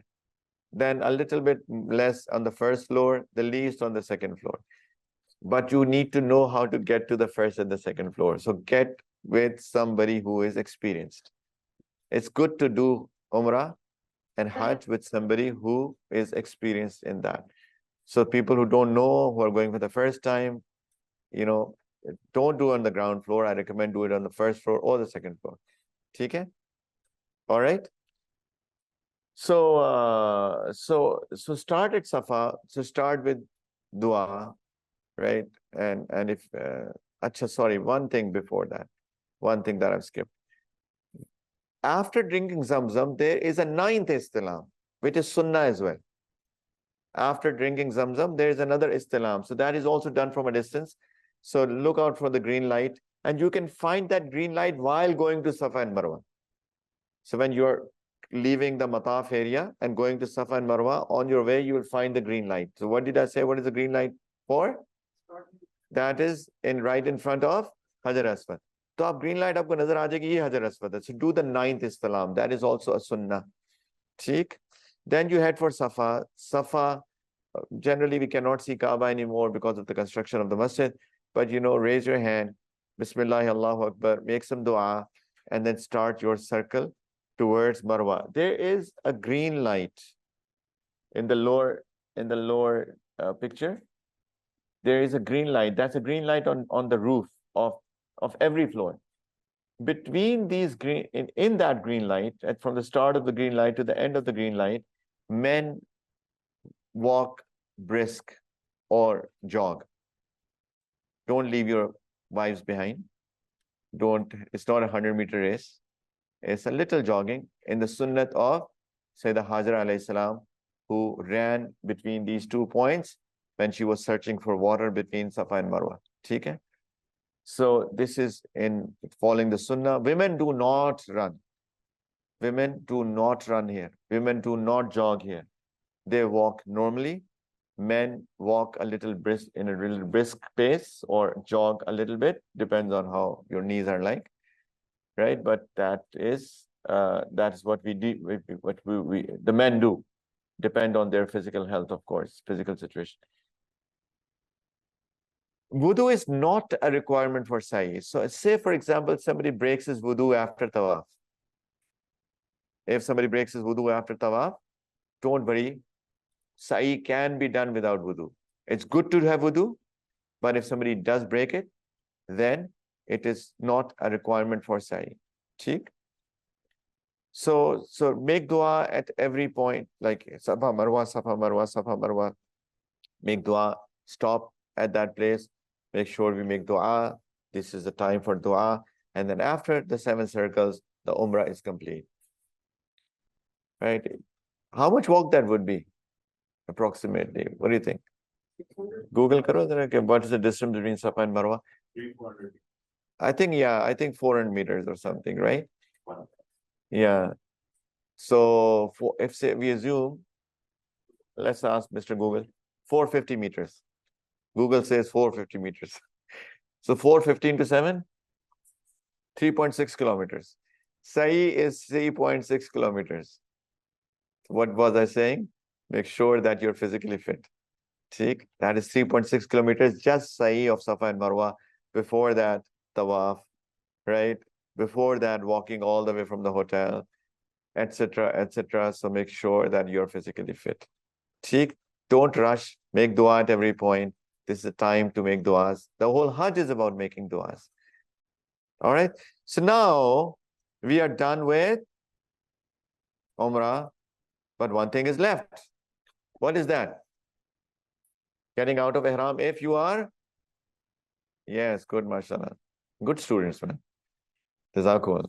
If you are doing Hajj Tamattu, then now we have to get out of the state of Ihram. If you're doing Hajj Qiran, then nothing. Now you stay in Ihram until the Hajj days. See? All right? So it all depends on you. I'll leave it to you. What do you want to do? Hajj Tamattu, Qiran, whatever.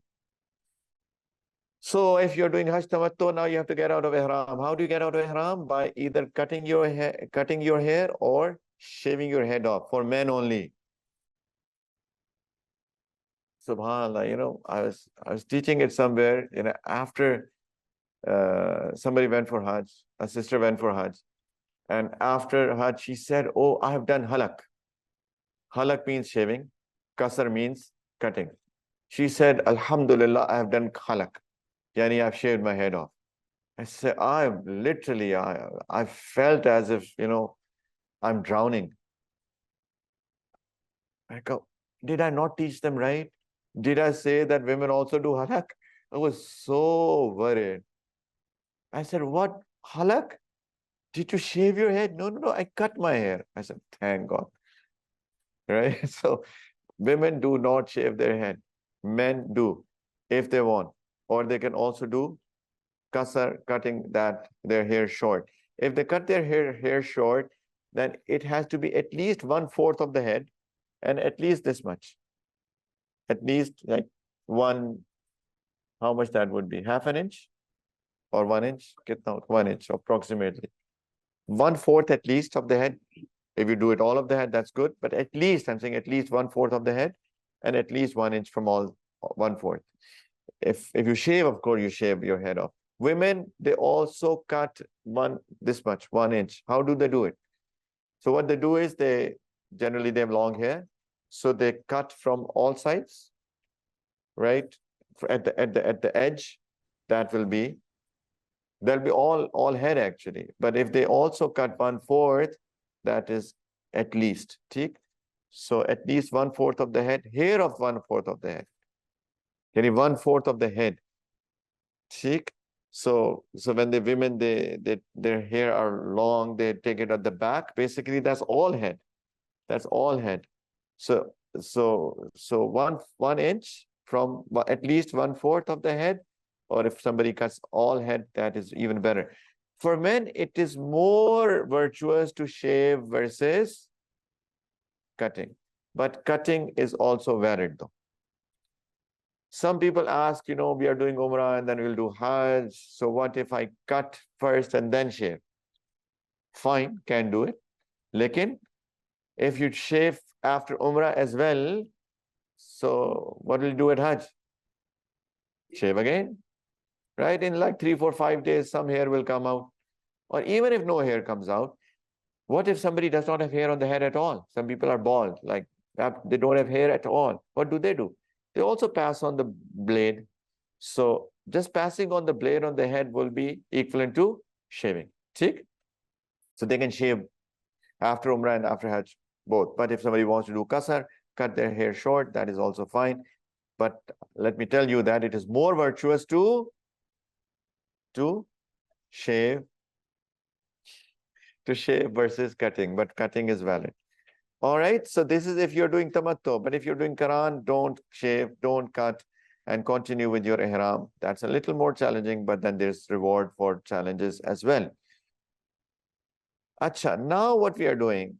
Now we are waiting for the days of Hajj. We stay there and we wait for the days of Hajj. We will spend time in praying, zikr, du'as. But one thing that can be done. Listen. Remember I said when I spoke about the wajibat of Hajj, can anybody remind me what were the wajibat of Hajj? There are two fard. Fard was Arafat and two, Tawaf Ziyara. They were the two. And then there were some wajibat. Acha, Tawaf Ziyara is fard. Forget about wajibat for now. Tawaf Ziyara was fard. It is a pillar. It's a pillar. It's a pillar. Hajj is not complete. So, Sa'i of Hajj can be preponed. Sa'i of Hajj can be done before the days of Hajj. Sa'i of Hajj can be done before the days of Hajj. One option which is commonly known is that we do Sa'i of Hajj after Tawaf Ziyara. एक जो मशहूर है कि तब जो काम लोग करते हैं कि तब सही हज की सही तवाफ ज़ियारा के बाद करते हैं और तवाफ ज़ियारा is between 10th, 11th, 12th of Dhul-Hijjah. But sa'i of Hajj can be done before, but for that do tawaf qudum and then do sa'i. But the niyat is that this is tawaf qudum and the sa'i that I'm going to do is the sa'i of Hajj. That can be done if somebody wants to. That can be done. जब इसको upload करेंगे ना तो इसको delete करना है, ठीक है, इसको. All right, make sure. Understand, Sa'i of Hajj can be preponed. For that, we go back to Haram, Masjid, do a nafal tawaf, make niyat of tawaf qudum, and can do Sa'i after that with the niyat of Sa'i of Hajj. Or the second option is do Sa'i of Hajj when? After Tawaf Ziyara. And Tawaf Ziyara is done when? 10th, 11th, 12th. Not, that cannot be done before. Sorry. Theek? So if anybody wants to do it, can do it. All right. Everybody with me, right? No confusion anymore. Apologies. It was just like my mind was wandering somewhere else. Theek? All right. So Hajj Tamattu, perform Umrah, get out of Ihram, and then before 8th of Dhul-Hijjah, again put on Ihram. And one can perform Sa'i of Hajj after a Nafal Tawaf, and Sa'i can also be done after Tawaf Ziyara, as is in the first column. Hajj Kiran, same.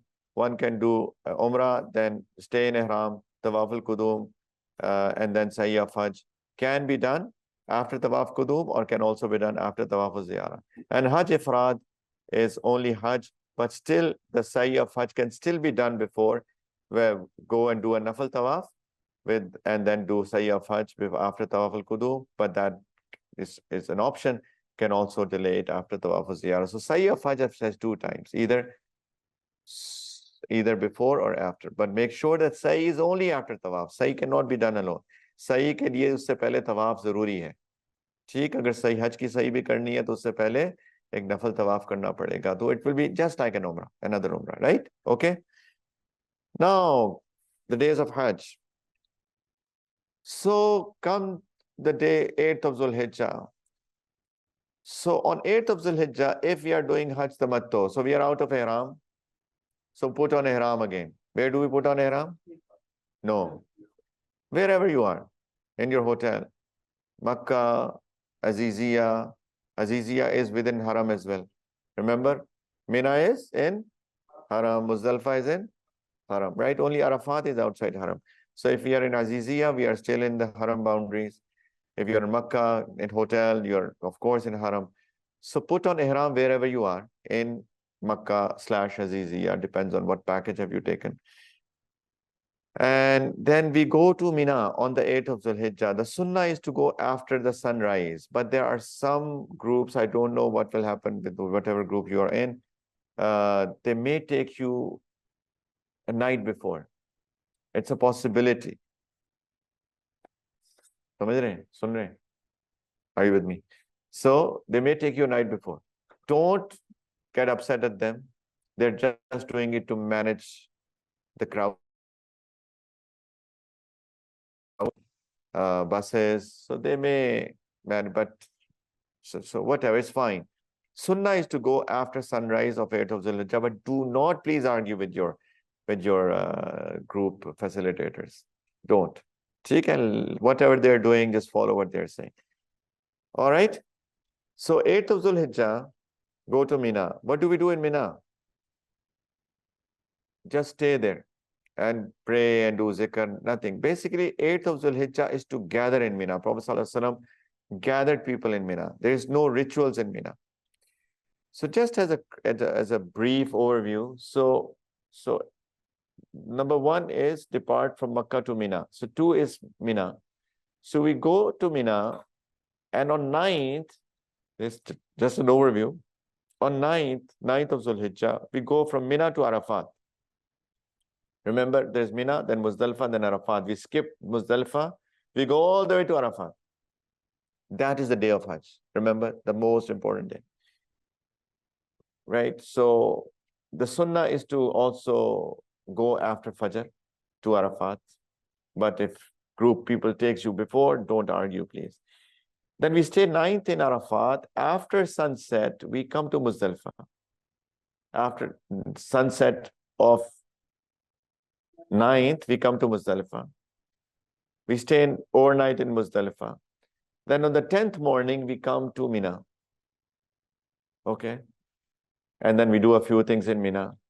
And then we stay the rest of the days in Mina. So this is an overview. So what to do in these days? Let's talk about that. Any questions until now? Koi sawal? Until now. Anybody online? Any questions, friends?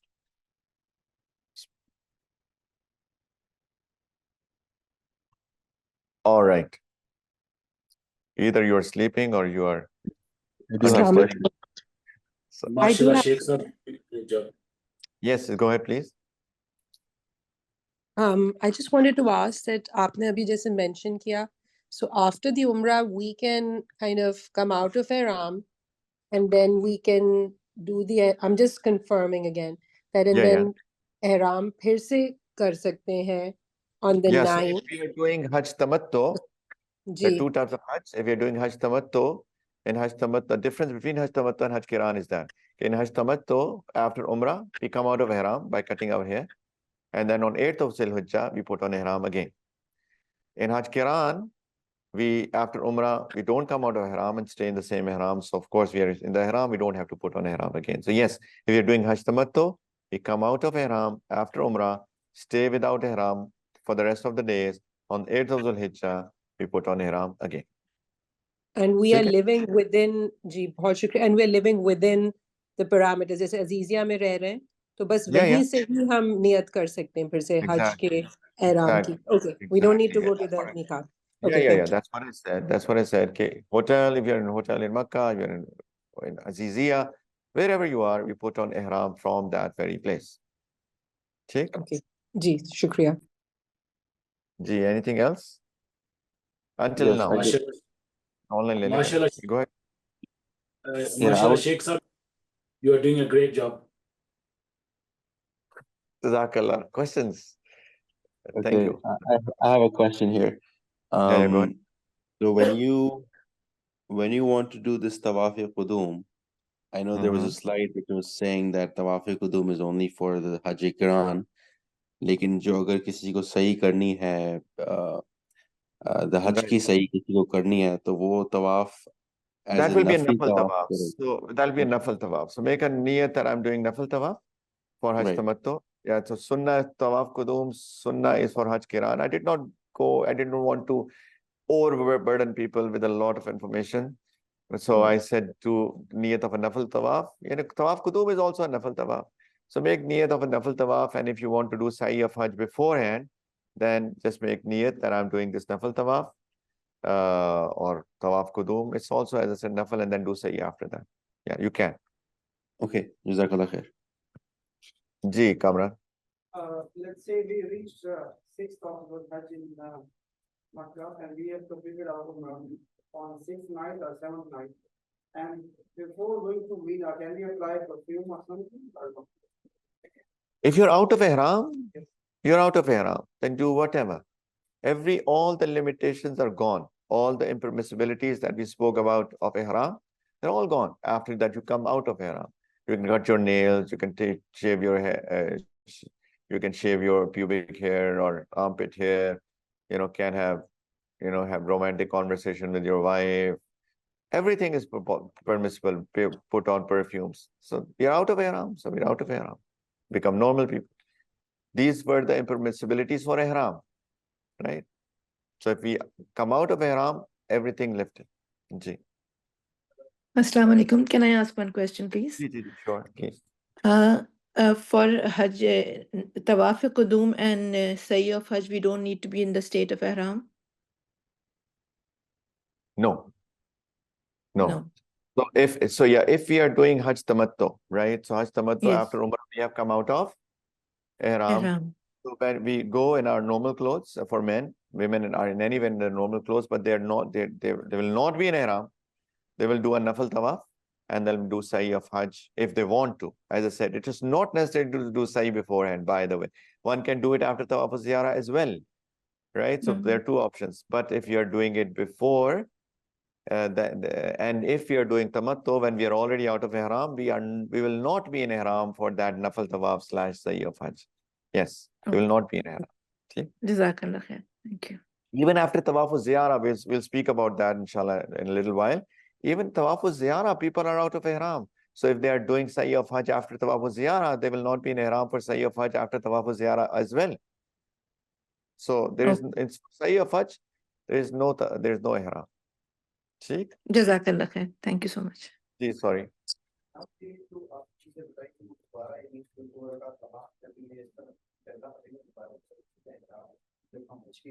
Yeah. So good. So the question is that when we are putting on Ihram again, if we are doing Hajj Tamattu, we're putting on Ihram again on the 8th of Dhul-Hijjah, how do we put on Ihram? Same things. So clean yourself, take a bath, clean your, put on perfume, 2 rakas, same things. Yeah.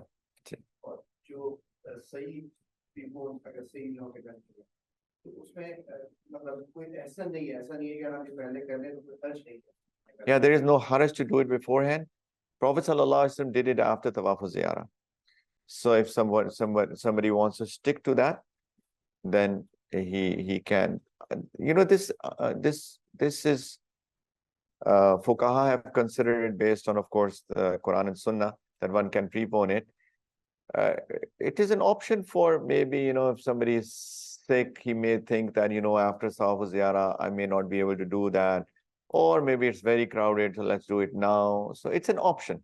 But the way Prophet ﷺ did, he did it after Tawaf Ziyarah.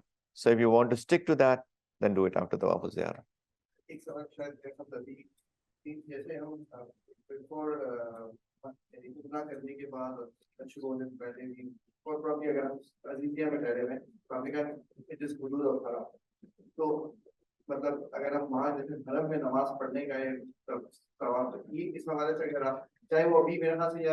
Yeah, so the question is that while we are staying in Azizia between our Umrah and Hajj days, 3-4 days, whatever, so the reward, what reward will we get if we are praying there? So because it will not be always possible to pray every prayer in Masjid al-Haram. It's not easy, to be very honest, right? Because it's tough because of traffic. The only reason is traffic, right? So we will be praying possibly a few prayers in Azizia during those days. So what reward will we get? Inshallah, 100,000 times, inshallah, hopefully so. Because the reward is to pray in Haram. So inshallah, we hope from Allah. Allah Ta'ala is giving reward, right? So He is very generous and there is no deficiency in His prayers. So inshallah, we can hope for that. Although, of course, masjid has its own fazilat, no doubt. Of course, logistically, that might not be possible to come to masjid all the time. Assalamu alaikum. Wa alaikum assalam. Go ahead. Question I have is, if our group decides to take us to Mina on 7th of Dhul-Hijjah, our Hajj Ihram will start on 7th of Dhul-Hijjah, correct? Yeah. Yes. So we'll put on Ihram before we go to Mina. So the question is, what if the group decides to take us on the 9th after 7th of Dhul-Hijjah? So the answer is that we will put on Ihram before that we move for Mina. Basically, the Ihram is needed for the 9th. Let's put it that way. Ihram is needed for the 9th. So anytime, but we put on Ihram before that we go to Mina. So if they are taking us on the 7th night, say, then put on, then remember for Qiran, we have put on Ihram from Miqat, like maybe 6 days ago, right? So if you're putting on the 7th, that is still later than those who have put on Ihram, from Miqat, which is 6-7 days ago. Yeah. So the answer is we put on Ihram before we go to Mina, whenever we go to Mina, either 7, 9, 8, 14, depends. Tick, all right? Okay. Right. All right, so let's get into the days of Hajj. 8th of Dhul-Hijjah, I've already said, Sunnat is to leave after sunrise from Makkah/Aziziyah to Mina. But because of crowd, one may go before this time, depends on what the group is doing, to stick with the group. All right, so please remain in your tents. Stay in your tents. It's a sea of tents. It's a sea of tents. The first day, get yourself familiarized with the place, right? Otherwise, I have gotten lost. It's the same group of tents, right? So there's one gate. So there are different groups of tents. Subhanallah, one day, last year I was at Hajj as well, alhamdulillah. So one day I entered from another gate in the same group of tents, and I got lost. And I did not have my phone with me either. And I kept on searching for my tent, my camp. And it took me like good 20, 30 minutes while I was in the same vicinity. Please be very careful. Don't tire yourself searching for your tent. I recommend stay in your tents. Once you find your tent, of course, you will be with the group. Group of people will guide you. This is your tent. Stay in your tent or around your tent. Don't go anywhere else. Don't get lost, please. This is very important. Okay? Don't go out, and make sure that, we are living in the times of phones. Make sure you get a local SIM. You and your wife should have a phone with you guys. She can call you, you can call her. You can get in touch. You will have the number of your group helpers as well. Make sure you have their number, right? Don't get lost. Don't tie yourself in this stuff. Apni sari taakat idhar na laga de, please. But unnecessarily, right? Especially people with older people. Take care of them, because sometimes they are lost. And imagine, they are lost, and all what we are doing is searching for them. Some people take like a day searching for their relatives. Isi pe sara time lag jata hai. All energy and the time is lost in that. Be careful, please. It is important. What I'm saying is important. All right. So it is mustahab to pray Zohar, Asr, Maghrib, Isha, and the next Fajr in Mina. But again, it all depends. All right. Next day, the most important day of Hajj, 9th of Dhul-Hijjah, Arafah, Yawm al-Arafah. So it is a fard, please. We must stay even for a moment in Arafah for our Hajj to be valid. When does the time start for Wukuf? It's called Wukuf al-Arafah. The Rukn is called Wukuf al-Arafah. Wukuf means to stay in Arafah. When does the time start? Time starts after Zawal, yani Zuhur time. And the time goes all the way until the Fajr of the next day, right? Some people, they are not able to get there during the day. As long as they reach during the night, their Hajj is still valid. But this is the time from the Zawal of 9th, from the start of Zohar time of the 9th, all the way until the Fajr of the next day. One must be in Arafat, even for a moment, within this time. But of course, the buses will start moving towards Arafat during the day. Inshallah, will reach by Zohar time. Okay. So please make sure that you stick with the group, and they will take you to your particular tents. Be with the group. Don't go anywhere else. Please, they will guide you towards your tent. Very important. Don't take it lightly what I'm saying. Stick with your group, please. And don't try to search for your Khala, Mamu, Pupo in Arafat, or your best buddy. Oh, I'm here at Hajj as well. Where are you? I'm here. Let's meet. Don't meet them in Arafat. Please don't. Seriously. Because again, the tents are all, they're look-alike. If you're lost, that will be gone. Especially it's hot. It might be very hot. People might get sick if they are wandering around in the sun. Please, as I said, you should have an umbrella, a good umbrella, right? Can have sunglasses as well. Please take care of yourself. Make sure you're hydrated as well. I know they are not Hajj, rituals of Hajj, but they are very important things in Hajj. And you will only, you will only realize once you are there, what I'm saying makes so much sense. Please be careful. Okay? So go to your tents. There is masjid called Masjid Nimra, where the Imam of the Hajj leads Zohar and Asr there together. If you happen to be in Masjid Nimra, we pray Zohar, Asr there together along with behind the Imam. But if you are not close to Masjid Nimra, do not try to go to Masjid Nimra, please, I request you. Because I see some very passionate, emotional people.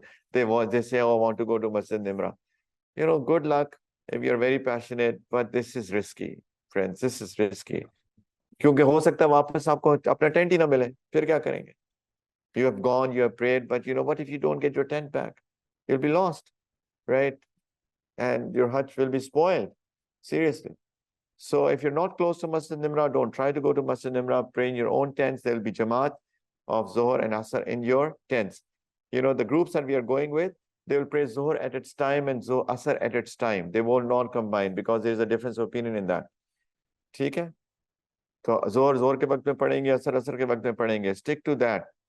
This is a difference of opinion. Don't argue. Oh, no, we should combine, da. Both opinions exist. Stick to what the group is doing. Please pray Zohar at Zohar time, Asr at Asr's time. There will be Jamaat happening, inshallah, in the tents, in Arafat. But this is the day. Please, this is the time to make du'as. Engage yourself in zikr, in dua, especially dua. Stand, make dua. Sit down, make dua. When you're tired, just close your eyes for a few moments, then make dua. In the afternoon, after Asr, when the sun goes a little down, go out in the outside your tent, make dua. Please make dua. Don't chit chat. This is not the time. Or how are you doing? Oh, my package is 30,000. How much is yours? Astaghfirullah. I've seen people doing that. Please don't. यहाँ पे कुछ discussion नहीं है. How's your nani, how's your khala, how's your popo, how's your this, It's not the time to chit chat. It's a time to engage in worship, connect with Allah, make dua. Please, this is the time for that. कैसे बताऊं? How should I tell? I don't have words to express and how important it is to just engage in dua and not do anything else. It also does not mean you cannot ask, anything. Baat ho sakti hai, you can talk, but what I'm saying is don't talk unnecessarily, without a reason. How much is this watch, right? Which car are you driving these days? Forget about it, we'll talk about that later. बाद में बात करेंगे कौन सी गाड़ी चलाते हैं, गाड़ी कहाँ से खरीदी है. Not on Arafat day. ठीक है? Ask in Mina later on. ठीक है? If you think you will lose your friend after the Hajj days, Mina में बातें करने, Arafat में. ठीक? All right. So we pray Zohar, we pray Asr, make du'as, the day of our life. And after sunset, what do? We leave Arafat without praying Maghrib.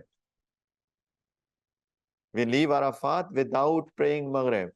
We do not pray Maghrib in Arafat. Ideal is to leave after sunset. But again, some groups might start putting people in the buses before sunset. Don't get upset. They will not leave Arafat. They will only put you in the buses. But there are many people who will not even put you into buses out until after sunset. But whatever they do, follow what they're saying. Don't argue. Don't be upset. But make dua. Even if you're going to the buses and still before sunset, please make dua. Please make dua. Engage yourself in duas. Please. We should say it 100 times. We should engage ourselves in duas. Okay? And make dua for everybody. Make dua for yourself, for your parents, for your children, for your, right? वो बच्चा शैतान हो गया जो, उसके लिए दुआ मांगे, right? Please, it's a time of acceptance of duas for everybody, for your dunya and for your akhirat, for your business, for your work, for your health, everything. There's a list, isn't it? For your spirituality, for your connection with Allah, for improvement on your prayers, everything. See? After sunset, we'll not pray Maghrib and we'll get into the buses and go for, remember, Agla kya hai? Muzdalifah. Next stop is Muzdalifah. Muzdalifah, we reach Muzdalifah whenever it is out of our control. Why? Traffic. It is out of our control. If you're lucky, we'll reach early. If you're not that lucky, we may reach late. ये सब हमारे हाथ में नहीं होगा. Right? So once we reach Muzdalifah, Muzdalifah is no tents, friends. Open air. Right? So that's an adventure. It's interesting. Get ready for Muzdalifah. Acha, one more thing I should have said. Keep a fan with, with batteries. And if it can also have like a bottle of water that can sprinkle water over you, that's also good, by the way. Last Hajj, my wife said, take it along. I said, leave it, forget it, it's okay. But when I reached there and I saw people with that fan, I started envying them all. मुझे rush आ रहा था उन सब के ऊपर जो ठंडा ठंडा पानी अपने चेहरे पे sprinkle कर रहे थे. It's a good thing to have, serious, especially in Muzdalifah if it's hot, right? It's open air, no ACs, nothing, right? Open air, they will have mats. You can sleep in the open air if we can sleep. We can't sleep, depends. But that we spend that night. We spend that night until Fajr. Until Fajr. Acha, first, before that, when we reach there, but we have to do one thing. What do we have to do? Kya karna Muzdalifah jaake? Maghrib abhi nahi padi, right? We have not prayed Maghrib yet. Plus Isha. We combine Maghrib Isha. We combine Maghrib Isha. No difference of opinion in that. We all combine Maghrib and Isha there. So pray Maghrib first and then pray Isha. No sunnahs between Maghrib and Isha. And then we will pray Witr, of course. Theek? So Maghrib, right after Isha, and then we'll Witr. So, and then we can rest, we can engage in Tahajjud, whatever you want to do, until Fajr. After Fajr, we will pray Fajr. And then this is called Wukuf of Muzdalifah. This is called Wukuf al-Muzdalifah. So to stay in Muzdalifah after the start of Fajr, on the, which day is that? Which date is that? 10th. Now the 10th of Dhul-Hijjah has come. After, right? On the 10th, after Fajr, stay in Muzdalifah, even for a little while. But that is also a time of acceptance of dua. Make dua for everybody at that time. But it is sunnah to leave before sunrise. So after pray Fajr, right after the Fajr time enters, pray Fajr and then leave. One thing that we have to do in Muzdalifah though, which is good to do, so it's not necessary, but sunnah is good to do, is remember that we have to pelt the jamarat, the shaitan in Mina in the following days. So we collect pebbles from Muzdalifah. Wahan se kankriyan chun le. Kitni kankriyan chune? The first, on the 10th, we have to pelt only one jamara. So seven pebbles for the first day, 10th. On the 11th, we pelt all three jamarat. So 7 into 3, 21. On the 12th, we again pelt all three. So another 21. 13th is an optional. 13 is optional if you want to pelt or not. What choice? But if somebody plans to, another 21.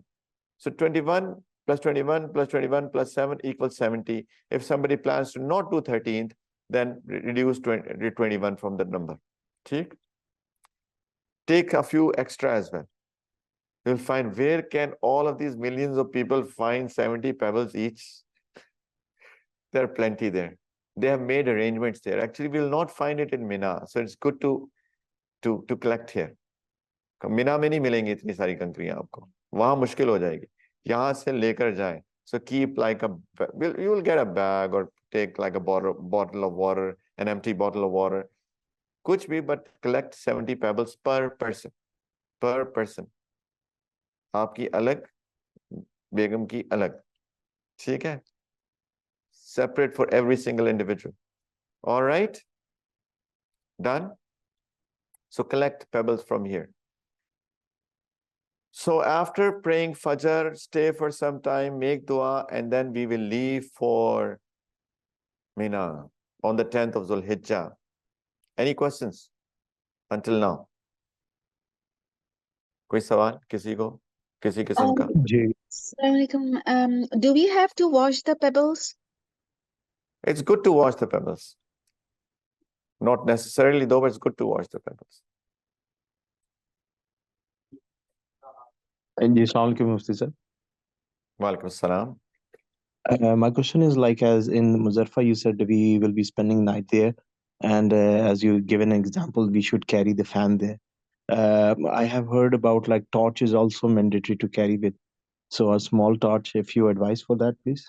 No. It's very bright. There are lots of lights there. No need. Okay. Yeah. Fine. And we do have phones. We have torches in our phones if need be. No need for torches though. Understood. It's very, very bright. It's like a day during the night. It's very, very bright. Sorry, you were saying something? No. Yeah, the Fajr we pray like we pray normally. So 2 sunnahs and then 2 fard. There's no sunnah. That is Maghrib, fard of Maghrib, right away fard of Fajr. Sorry, fard of Isha, and then Witr. So we are in travel, so there is no sunnah. Yes, it depends on the package. But if we are not, if we are Musafir there, a majority of us will be Musafir. So we pray Qasr there, yes. We will be praying 2 rakas of Isha. And on the Arafat, 2 of Zuhr, 2 of Asr.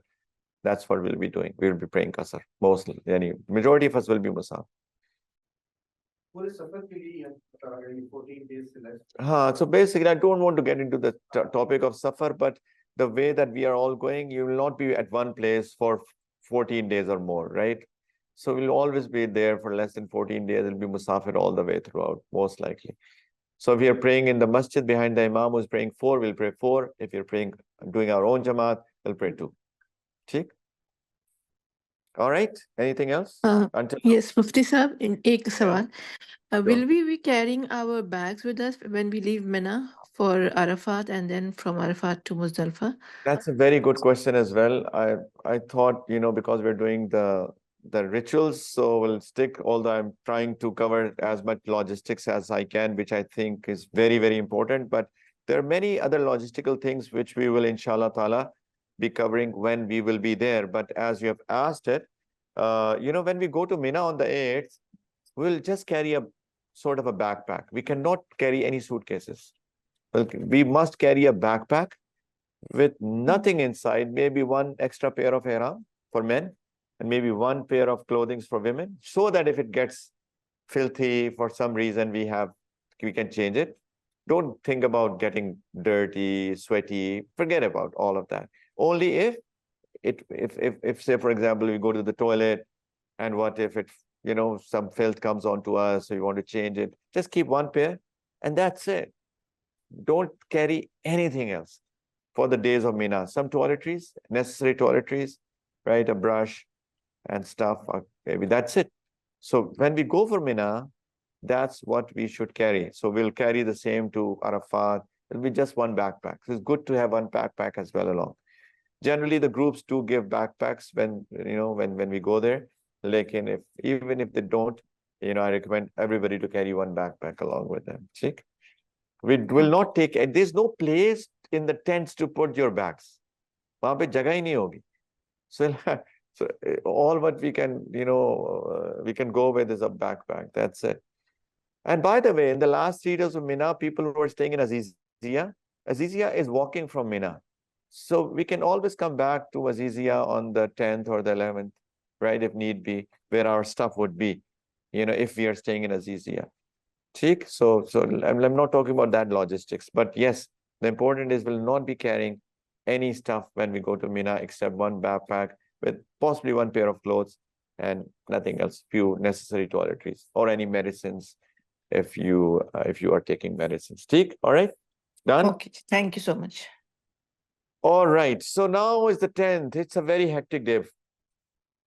10th is a very hectic day, right? So because we have to do a lot of stuff.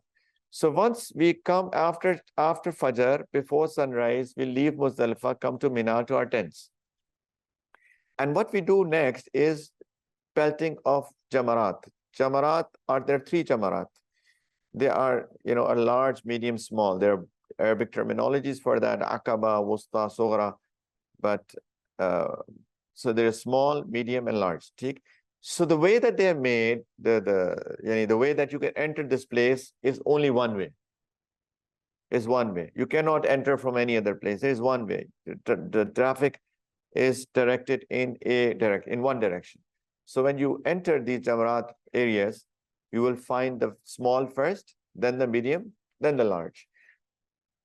First small, then medium, then the large. On the 10th, we only pelt one, and that is the large, which is the last. Skip the first, skip the second, and only do the last one. Okay? So this is the first thing that we need to do. And the time starts after Fajr. So if somebody leaves Muzdalifah early morning, after praying Fajr, make some dua and leaves right after, and they can go to Jamarat right away and can pelt the shaitan yani Jamara, right there and then as well in the morning. So time starts after Fajr and it remains all the way until next Fajr. Sunnah is to do it before sunset, but because it's very crowded, the ulama have said because of a lot of crowd, one can do it during the night as well. But make sure that everybody does their own. There are no proxies here. Some women, they say, oh, I cannot go. My dear husband, can you go and pelt on my behalf? Sorry, but not possible.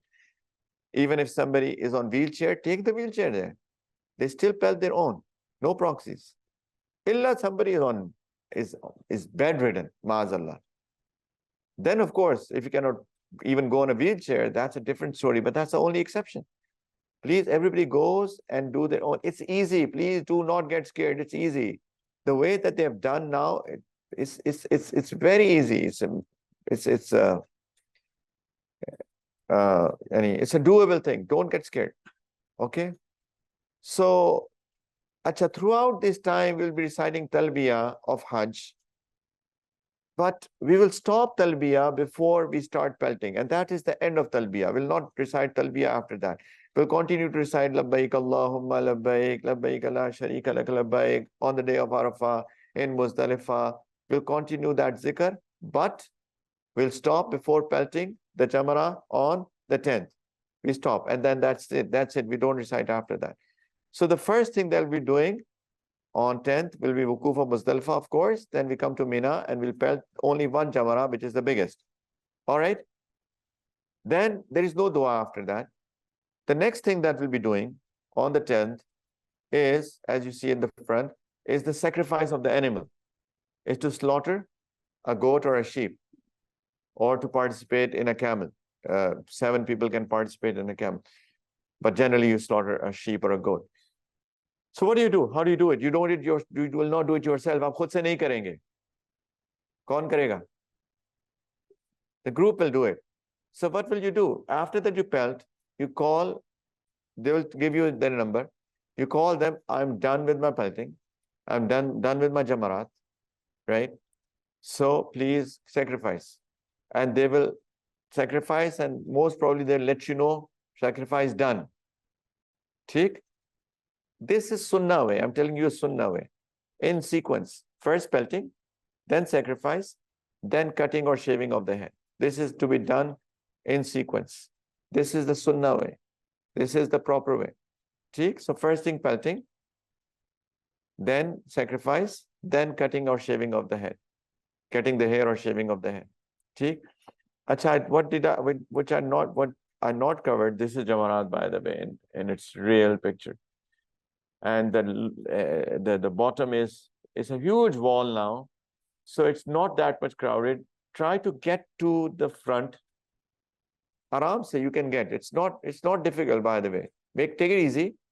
Go towards the side, from the side, and go reach the wall, and then throw 7 pebbles. How do you throw 7 pebbles? You hold the pebble in between your index finger and your thumb. Take. And Bismillah, Allahu Akbar. Raise your hand. Bismillah, Allahu Akbar. Bismillah, Allahu Akbar. 7 times. So Just carry 7 or carry like 8 or 9. So that if you lose one, so can use to do 7. ठीक है? 8, 9, 7 ले जाएं, अगर 1, 2 गिर जाए खुदा ना खास्ता, तो आपके पास 7 होनी चाहिए. Get close. Look, there are women right next to the wall. Don't worry. ठीक है? So this is the real picture. So there you can see all of these women in black abayas and hijabs and right. So don't worry at all about the crowd there. It's easy. So when you reach there, you'll feel as if, oh my God, this is very crowded. But it's just a perception. It's not as crowded. फिक्र नहीं करें. वहां पे लगता है ऐसे पता नहीं कितना तूफान है. तूफान नहीं है. आराम से जाएं, साइड से जाएं, and you'll get close to the wall. But it's important to get close to the wall. Otherwise, you will be possibly breaking somebody's head. Right? Oh my God, what happened? Somebody's thrown a pebble on me thinking I'm shaitan. I'm not. Right? So please, they're all hajis. Nobody's shaitan. Right? This is jamarat. The pebble should hit the wall or at least fall within these boundaries. See this boundary? Right? Along the jamarat. It should fall inside that. Okay? It should fall inside that. Or ideally should hit the wall. All right? So raise your hand. Bismillah, Allahu Akbar. Bismillah, Allahu Akbar. Bismillah, Allahu Akbar. 7 pebbles and only 1 on the 10th. Then get the sacrifice done. Call your group. I'm done with my pelting. Rami is done. Please sacrifice. Then, and this sacrifice is necessary for those doing Qiran and Tamattu, not for Ifrad. Ifrad वालों के लिए लाजिम नहीं है. Qiran Tamattu के लिए ये कुर्बानी करना लाजिम है. All right? It's necessary. And then either cut the hair or shave the head, as we spoke about after Umrah. After this, you're out of Ihram. So we put on Ihram for Hajj on the 8th, and on the 10th, we're out. Not much, right? Yeah? You can do everything. Somebody asked, can you put on perfume? You can. Can you cut your nails now? You can. Can you cut your hair now? You can. But there's one thing you cannot do, is to express your love to your wife. Romance is still not allowed. That's the only prohibition that's left. Sound right? So all prohibitions are lifted, except one, which is to have any sort of romantic discussion with one spouse. No rafas yet. All right? Done? Everybody with me? All right. So now we are out of Ihram. Same thing. Same way as I've already explained how to cut the hair. By the way, a husband can cut wife's hair. That's fine if they want to. Wife can cut husband hair if you want to take a risk. Okay. All right. So then the next thing is to do Tawafu Ziyara. Tawafu Ziyara. That is the second pillar. Remember, that is the second pillar. The time of Tawafu Ziyara, what did I say? I've already told you guys. Kya tha? Yaad hai? Between 10th to 12th. Sunset of 12th until the Maghrib of 12th. Time starts from the Fajr of 10th, goes all the way to Maghrib of 12th. So if somebody, is very young, 20-year-old, has a passion, leaves after Fajr from Muzdalifah, goes, does pelting of Rami, and then, oh, I'm done, sacrifice my sheep or goat, oh, done in like 5 minutes because you're the first one, go shave your head off and go directly to Makkah and maybe do Tawaf Ziyara, at 10 in the morning. Young people can do it, right? They can just be quick and all of doing that. Some people do it actually. I've seen people, they're done with all Tawaf Ziyara by Zohr's time. I said, so wow, mashallah. But again, there's no rush. If you want to delay it, don't worry. That's why I'm mentioning the times. When is the end time? Do it before that.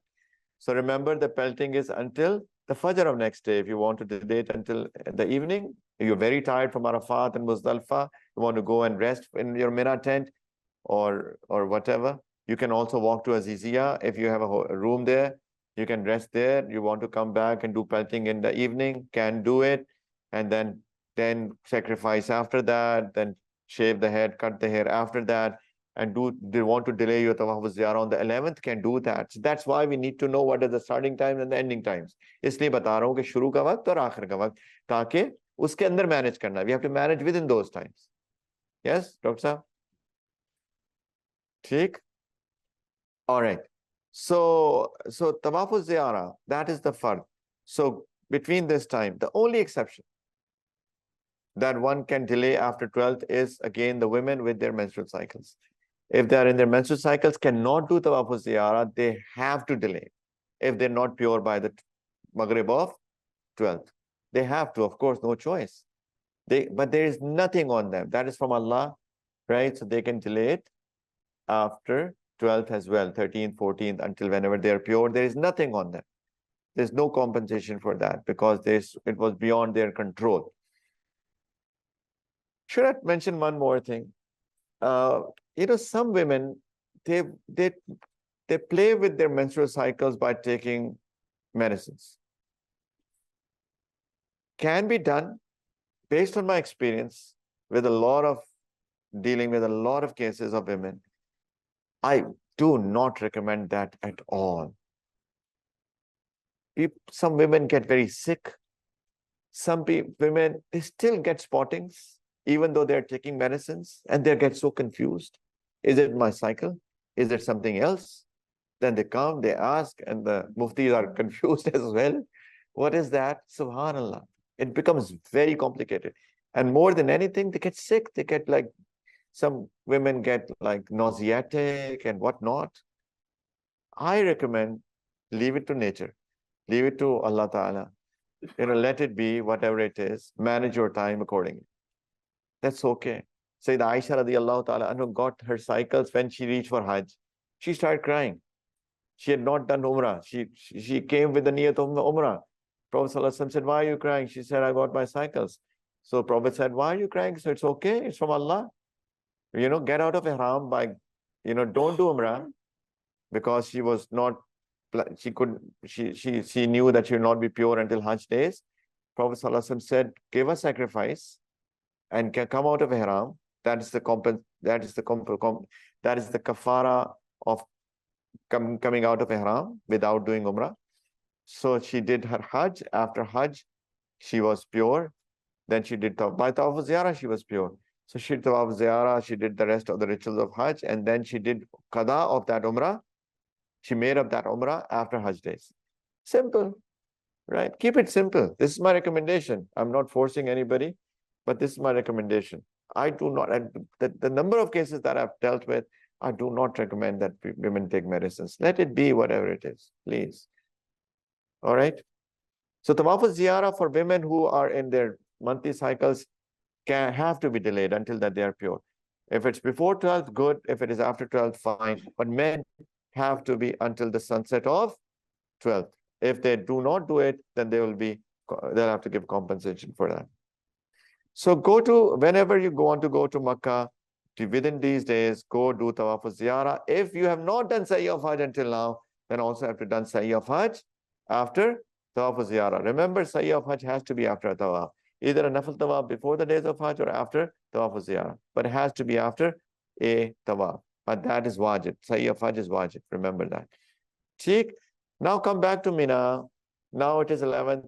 All what we have to do with the 11th is to do Rami of the 3 Jamarat. The small, the medium, and the large. 7 each. Same way. Bismillah Allahu Akbar. Bismillah Allahu Akbar. Bismillah Allahu Akbar.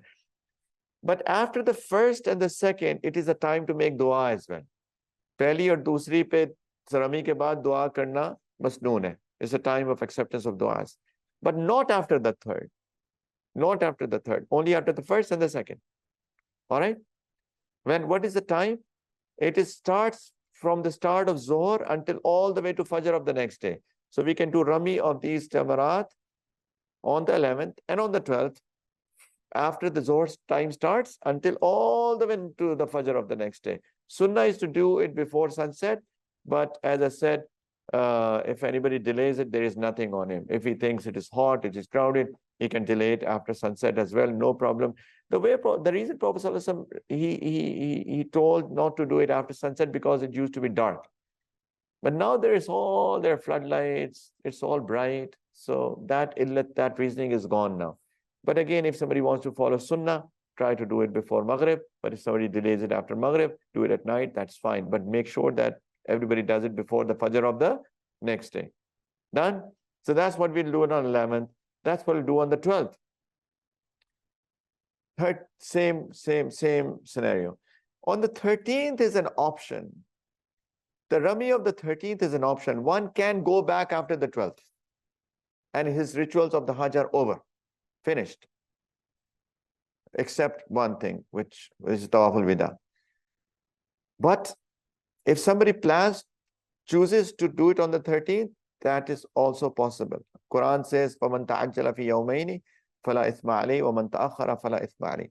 Whoever comes back after 12th, no sin on him. If somebody does it on the 13th, no sin on him. لِمَنِ اتَّقَى. The thing is that one has to do it with sincerity for the sake of Allah Ta'ala alone. But if somebody gets the Fajr of 13th in Mina, he has not left Mina yet, and he's still in Mina, and the Fajr time enters in Mina on the 13th, then he must do the 13th Rami as well. But if he leaves Mina before the Fajr of the 13th, then he may do it, he may come back and do it, he may choose to not come back and not do it. Both are fine.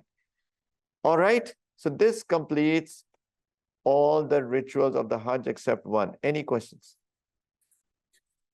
Yes. On the 10th?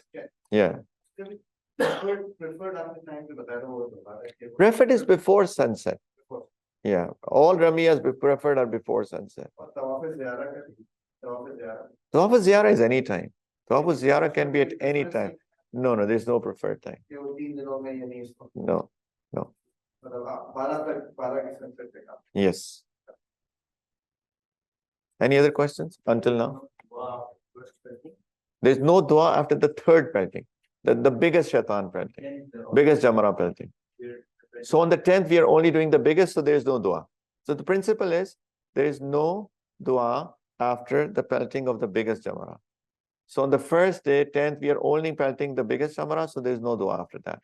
And on the 11th and the 12th or the 13th, there is dua after the small one, there's a dua after the middle one, but there is no dua after the third because that's the biggest. All right? Assalamu alaikum. Wa alaikum assalam. Yeah.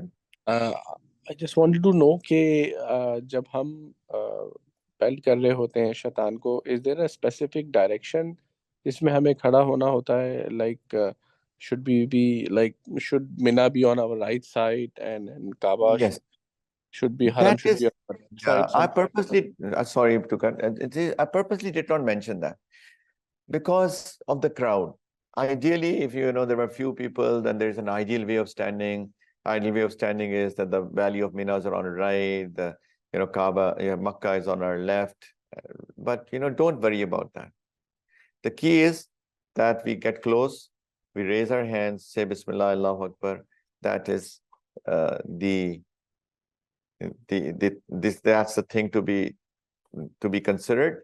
If you want to be close to that, what you are saying, so when you're going to, so I go back to that picture.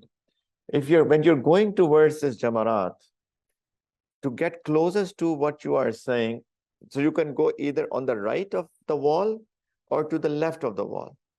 I recommend to go towards the right of the wall. And that will be closest to the position that you are saying. Okay? So when you're moving towards Jamarat, to get closest to what you are saying, which is, of course, Masnoon way, but I purposely did not mention that because I don't want to, make people think this is the only way. You can pelt from either side. But to get closest to the position that you are mentioning, get towards the right. So when it's a bifurcation, you can go either towards the right or the left of the wall. So go towards the right of the wall and throw it from there. Take that will be closest to that position that you are mentioning. All right. Yeah. I have a question. Yeah. So when we say 13th Zulhijjah ko agar aap Mina mein hai, then we'll have to do the Rami on that day. So even being in Azizia is outside Mina basically, right? So if you're staying in the hotel in Azizia, there's no There's no wajib to do the 13th. Yeah, so Azizia is outside Mina boundaries. Exactly. Right. So if you are in Mina after the start of Fajr time, then we have to belt the 13th Jamarat as well. But if you have gone back to Azizia is outside Mina boundaries. Okay, thank you. But you can still come back Question, and do it if you want to. I'm saying it becomes mandatory if you are in Mina after the Fajr on the 13th. But if you've gone back to Azizia and you plan to come back and do it again, you can come back and still do it though. I'm just telling you, FYI. G, sorry, go ahead. Ji question in case अगर 12 or 13th Zilhaj को if females is not getting pure, so can you advise please what to do? So she can delay her tawaf ziyarah. Look, there is no wudu requirement for Jamarat, right? There's no wudu requirement for Arafat, for Muzdalifah, for Jamarat, for anything. The only wudu requirement is for tawaf, right? So that's why I said that she cannot go if she is in her menstrual cycle. She cannot go for tawaf ziyarah. So if she gets pure after 12th, then whenever she gets pure, he goes and does it then. And what if there is our flight after like the 13th? I wanted to cover that. That's a very important thing, but I wanted to take it step by step. I want to tell, what can be done. This is a very, very, very, very, very important point and very difficult point to tell as well even. The question is, what if she is not, she started, say, for example, her cycles on the 9th, and she will be pure on, say, 17th. And the flight back is, assume on the 14th or 15th, right? That's tough situation. How can she do tawaf ziyarah now? Because she's not pure. By the way, I mean, if she plans, I mean, she thinks that she will start her cycle on the 10th, this is a perfect scenario that they should rush and do things ASAP on the 10th, right? So that she's out. But say she starts on the 9th, and as I said, the time starts on the 10th. So she cannot do it before that. And she finishes, say, on 17th, 18th, the maximum time can be for 10 days. So what to do now if she has to come back? This is, as I said, very tough question to even answer, because this is not an ideal situation. This is a bad situation to be in. And this is our problem. We have flights. People before, they went on camels, right? So there is no ticket for a camel. They will just pick up their camel and start moving whenever they wanted to. So they could have waited for another 3 days, 4 days, right? Here we cannot wait. So because of this, what she can do, or she should do, actually, not can do, she should do is she does tawaf ziyarah in her cycles, and then sacrifice a goat for that as the compensation for that. If we can delay the flight, then that should be prepared. If she can delay, of course, but nobody can delay. They're all packed, right? So the packages are booked, months in advance. Ek minute.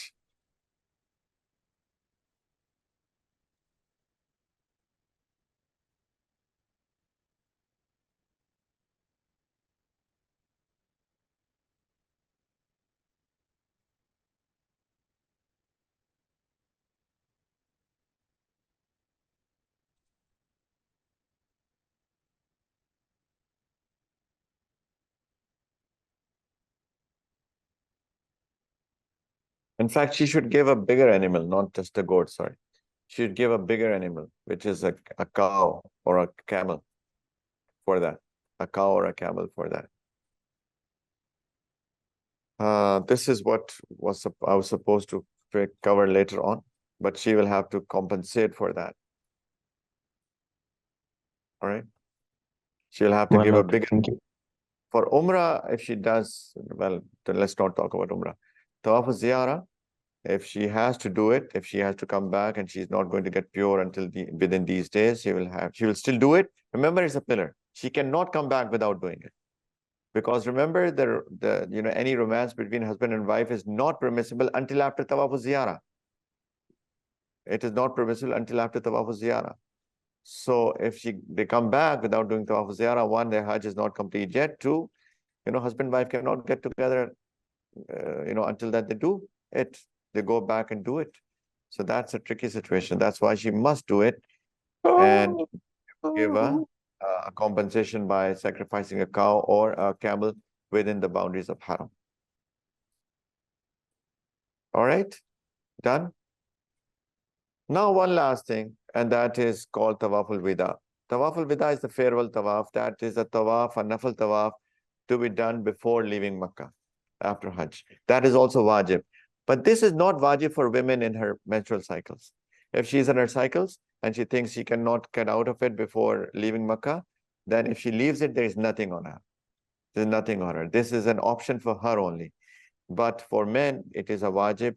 And it's a nafal tawaf after, as I said, before leaving Makkah, but it can be any time before leaving Makkah. Ideally, right before leaving Makkah, but can be done any time before leaving Makkah. So say, for example, somebody has done a nafal tawaf after Hajj days. And say, for example, he's not able to do another tawaf before leaving. So that nafal tawaf that he might have done after the Hajj days will be considered as tawaf al-wida. All right? But it's a wajib thing. I mean, if somebody leaves it, then he will also have to compensate for it as well. With the only exception of women in her monthly cycles. If she cannot be pure before leaving Makkah, then this is lifted from her, but not for men. And for women who are pure, of course, they will have to do it as well. All right. So a few exceptions for women. I've already explained all of them. So last two things, right? A woman can delay the tawaf ziyarah if she's menstruating, and expiation is not required. And a menstruating woman is exempted from tawaf al-wida. Right, okay? I've mentioned everything else.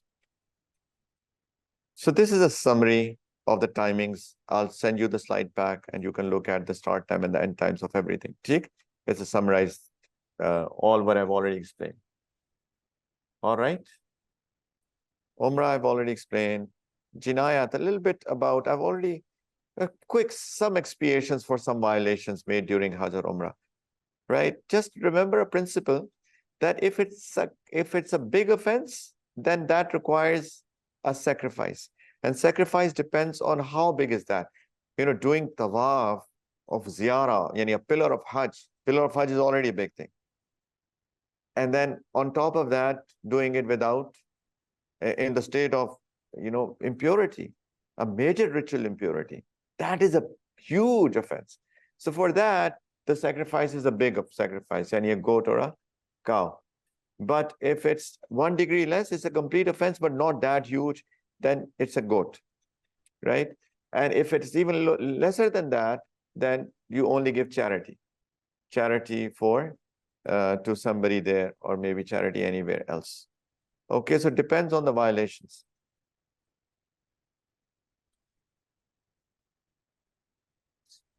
So the two jinayat. Jinayat means a crime or something wrong in Ihram or in Hajj. There are only two that I can think of that requires a bigger sacrifice. One I've already mentioned, a woman doing tawaf al-ziyarah in the state of her menstrual cycles. And two, after cutting the hair on the 10th, he's out of Ihram. Remember, I said that you still cannot be romantic with your spouse. What if somebody has, intercourse with his spouse between that time and tawaf al-ziyarah? That also requires an expiation of a bigger sacrifice, yani the cow or a camel. These are only two things that I can think of for a bigger sacrifice, not anything else. For others, there can be a smaller sacrifice that is of a goat. What can those be? Leaving a wajib action of Hajj. Remember, we already spoke about the wajib actions. 1, 2, 3, 4, 5, right?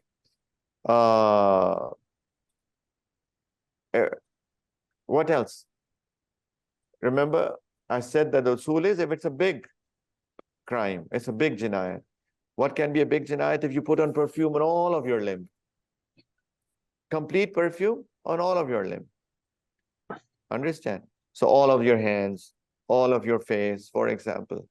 So that will also require a dam of a sheep or a goat. Cutting, sorry? Cutting more than 1/4 of your hair. That is also a complete jinayat, complete crime. That also will require a dam. Wearing stitched clothes or covering the face or covering the head for an entire day or night. Remember I said, if women are wearing their niqab and, for some reason they are stuck and they touch the they touch their cloth, their niqab touches their face for some reason. I said do istighfar and then compensate for that. If it is for an entire day or for an entire night, then it will require a dam. If it's for some time, then not. Then it's only a charity.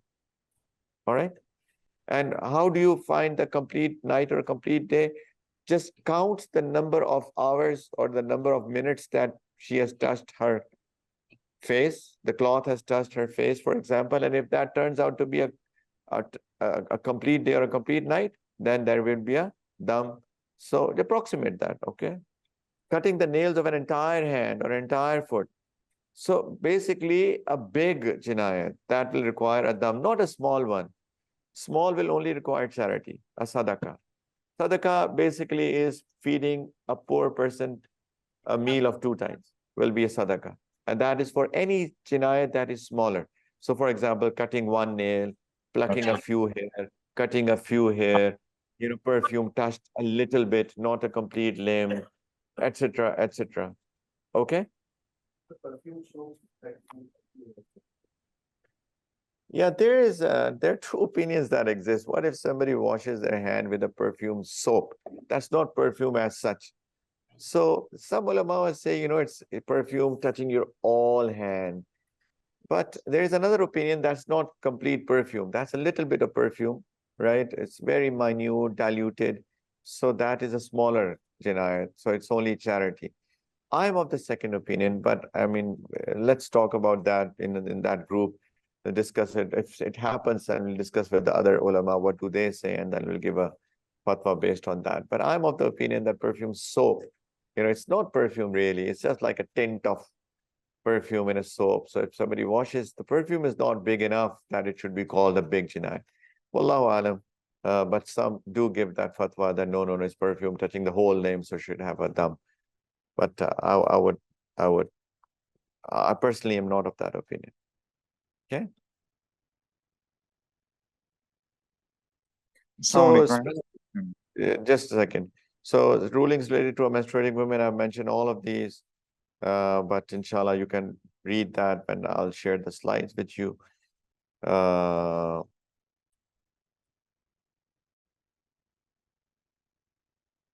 Yes, please go ahead. Online. Same ruling applies to covering the mask on the face, like a man covers the mask for a certain period of time. Is it the same dam can be applied? Like, yes, so if somebody is wearing a mask on the face, same ruling will apply for men as well, that if they touch the mask, touches the face, and during the complete duration of Ihram, if the mask has touched the face to the amount of 1 day or 1 night, there will be a dam, yani sacrificing a goat. And if it has touched for less than a day or a night, any overall time, you count every moment that the mask has touched the face. And if it turns out to be less than, I don't know how long is a night these days, around, it starts at around 7 and ends at around 4. So maybe what, 10 hours, 9 hours, right? So if the total time that the mask is touched is less than that, then only charity. If it is more than that, then there'll be a dam. But as I said, we should not be violating by ourselves purposely, intentionally. If it happens, then it happens, then we compensate for that. But purposely, we should try not to do that and try to stay away from that. Okay? Ji Kamran? These compensations, it has to be done during the Haram holiday, or we can, when we come back in our area, we can do that also. Yeah. So sacrifice has to be in the Haram boundaries. Charity can be anywhere. Sacrifice has to be in Haram boundaries. Charity can be anywhere. But I would recommend give it there. Right? Yeah. All right. Any other questions? Any other questions? So Salaam one question. Sorry, go ahead. Whoever's going. Yeah, well, I'll go ahead. Sheikh Sahab, I just wanted to know कि जो non-fragrance soap या non-fragrance shampoo use करने के लिए आपने कहा था, so I've heard कि उसको भी लोग कहते हैं कि we should avoid because जो हाजी का जो जिस्म का मैल है वो भी नहीं हमें मतलब ज़ाया करना चाहिए या something like this. So मतलब क्या इसमें आपकी राय है? Sorry, I don't understand that. फिर बताएं, दोबारा बोलें. जी मैं ये हाजी कह का रहा मैल. था जी जो हाजी के जिस्म का मैल जो है वो कि जैसे हम कह रहे थे नॉन सेंटेड सोप अगर हम यूज़ करें या non scented body wash use करें सो हम वो यूज़ कर सकते हैं कुछ लोग ये कहते हैं कि हाँ, जैसे मैंने तो हाजी जिस्म का मैल ठीक समझ नहीं गया. करना चाहिए अंडरस्टूड. नहीं, मैंने तो ये कहा कि अगर हो जाए तो कुछ नहीं है, अगर नॉन सेंटेड है. मैंने ये नहीं कहा कि करें. It is good to not take a bath for those 2 days. So on 8th, when we put on Ihram, it is good to not take a bath until 9th. Acha nahi, sorry, balki 9th. Again, I've skipped a few things which I thought are impractical. It is mustahab, it's good to bath in Arafat. It's good to bath in Arafat. But I know that it's very, very hard, almost impossible. So I did not even mention that because it's impractical. So one can take bath without, using a perfumed body wash or perfumed. So one can take a bath, right? But if you're dirty, that, this is, if we have dirt on us, Allah Ta'ala likes it. That look, my slave has come to me, leaving all the dunya behind. So that's good to have. But as I said that, if one wants to do it, he can do it, and there is no compensation for that, as long as he does not use a perfumed soap or a body wash, and also if he does not, it does not rub his hair so that they may fall. ठीक? शुक्रिया. Anything else? Gee, so I had a question regarding my wife. ये कि अगर आपके सारे हज के दिनों में most of them are coming into your cycle, तो वो अपने आप को किस तरह कंफर्ट करें कि आप उनका हज पे आपकी जो इबादतें हैं, नमाज है, कुरान की तिलावत है, वो सारी चीज़ों से आपको इज्तनाब करना होगा. तो वो how do they comfort so that they're not taking tablets? MashaAllah. I mean, again, this was my recommendation, and I'm not giving a fatwa here, right? I've just based on some experience of many women who get into strange states and very, very difficult states, confused states, health issues, whatnot. And not only health issues in that time, it continues for some time after that until they get back to their normal cycles again. So it was just my recommendation. One can. But as far as if anybody takes my recommendation and do not take tablets, do not delay those cycles, look at that's why why did Sayyidah Aisha got her cycles during Hajj? Why is it narrated to us? Right? There's a narration. It's a hadith, a Sahih hadith. That Sayyidah Aisha got that. She was upset. Prophet ﷺ comforted her. Don't worry, it's okay. Right? So that happened for a reason for our women folk, right? That if they get into that state, don't worry. Right? Allah Ta'ala, it has come from Allah. Just stay there, engage in zikr, in dua. You can do zikr. You can make dua. The only thing that you're missing out on is tilawat of the Quran and prayers. right? But, do your zikr, your tasbihat, your du'as, get engaged in that. That is also, that's also ibadat. And plus, because it has come from Allah, it is just our personal satisfaction. Sometimes we think about our personal emotions more than, what Allah Ta'ala has decreed upon us. So let's put our personal emotions on the side and think about what Allah Ta'ala has. I understand that, by the way, understand the emotions. But that's where we have to start thinking Sharia. That's where we have to start thinking Sunnat. That's where we have to start thinking what happened, but in the times of the Prophet ﷺ. That's where we learn from our knowledge of hadith and stuff. So inshallah, she should be satisfied. Engage yourself in dua, engage yourself in zikr, and inshallah be content and satisfied. Inshallah. Maybe, you get more ajr than those who are reciting Quran and praying. You never know. It's all from Allah, right? Allah Ta'ala Very has true. brought that Very situation true. to you, and your situation might be more accepted than, and may Allah accept everybody, but I'm just saying, this is all about acceptance and not about our personal emotions. Jazakallah khair. That's very true. Jazakumullah. Anything else? I have a question. So, Tawaf Ziyarah and Tawaf Wida can be combined together? No. Tawaf al-Ziyarah is a rukn, is a pillar. Tawaf al-Wida is wajib. They are two separate ibadat. They cannot be combined together. But any tawaf after Tawaf al-Ziyarah will be considered as Tawaf al-Wida, even one.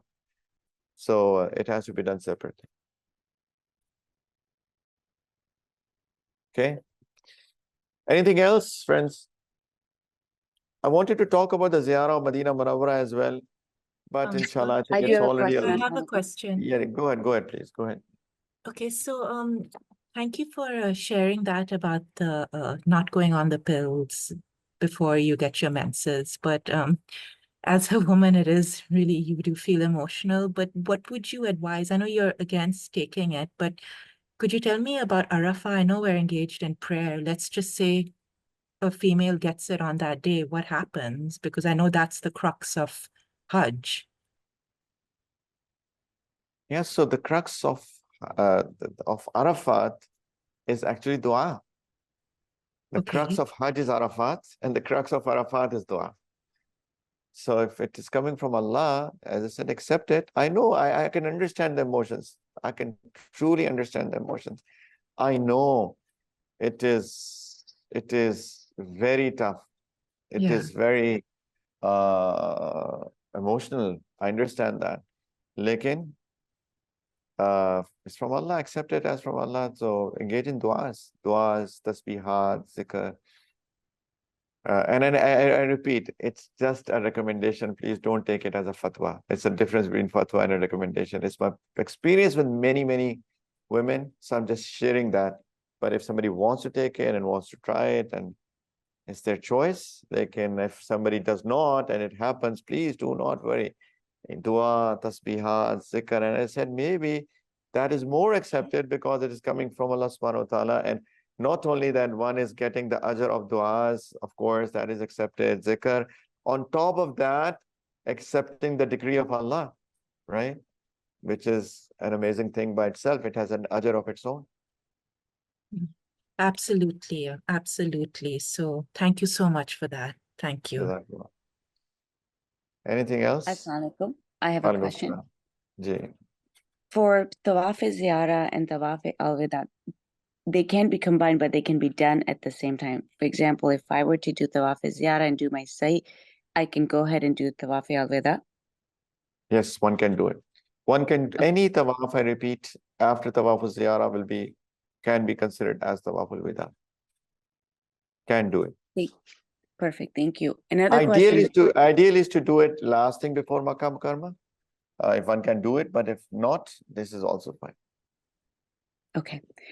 And can you maybe list, because I believe there were some benefits of doing Rami on the 13th. No, well, it's an ibadat, so there's an ajr of an ibadat. But if somebody, and Prophet ﷺ did that, so number two, it's a sunnah to do it. But Allah Ta'ala has given a choice in the Quran for doing it or leaving it.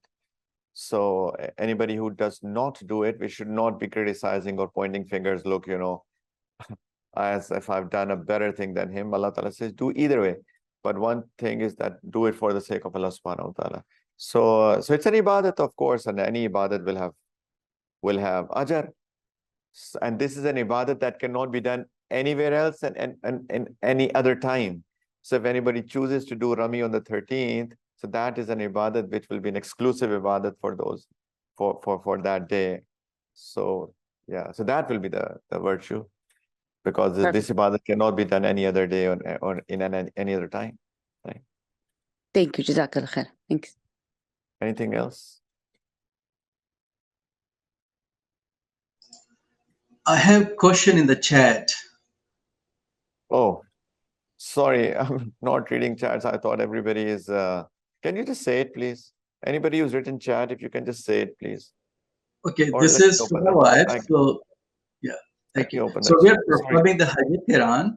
In case of Hajj Qiran, so we have about 7 days before the Hajj begins. So we'll be taking shower to keep ourselves cool. So in case of women, when they have the hair, they can use the unscented soap and shampoo. Is that correct?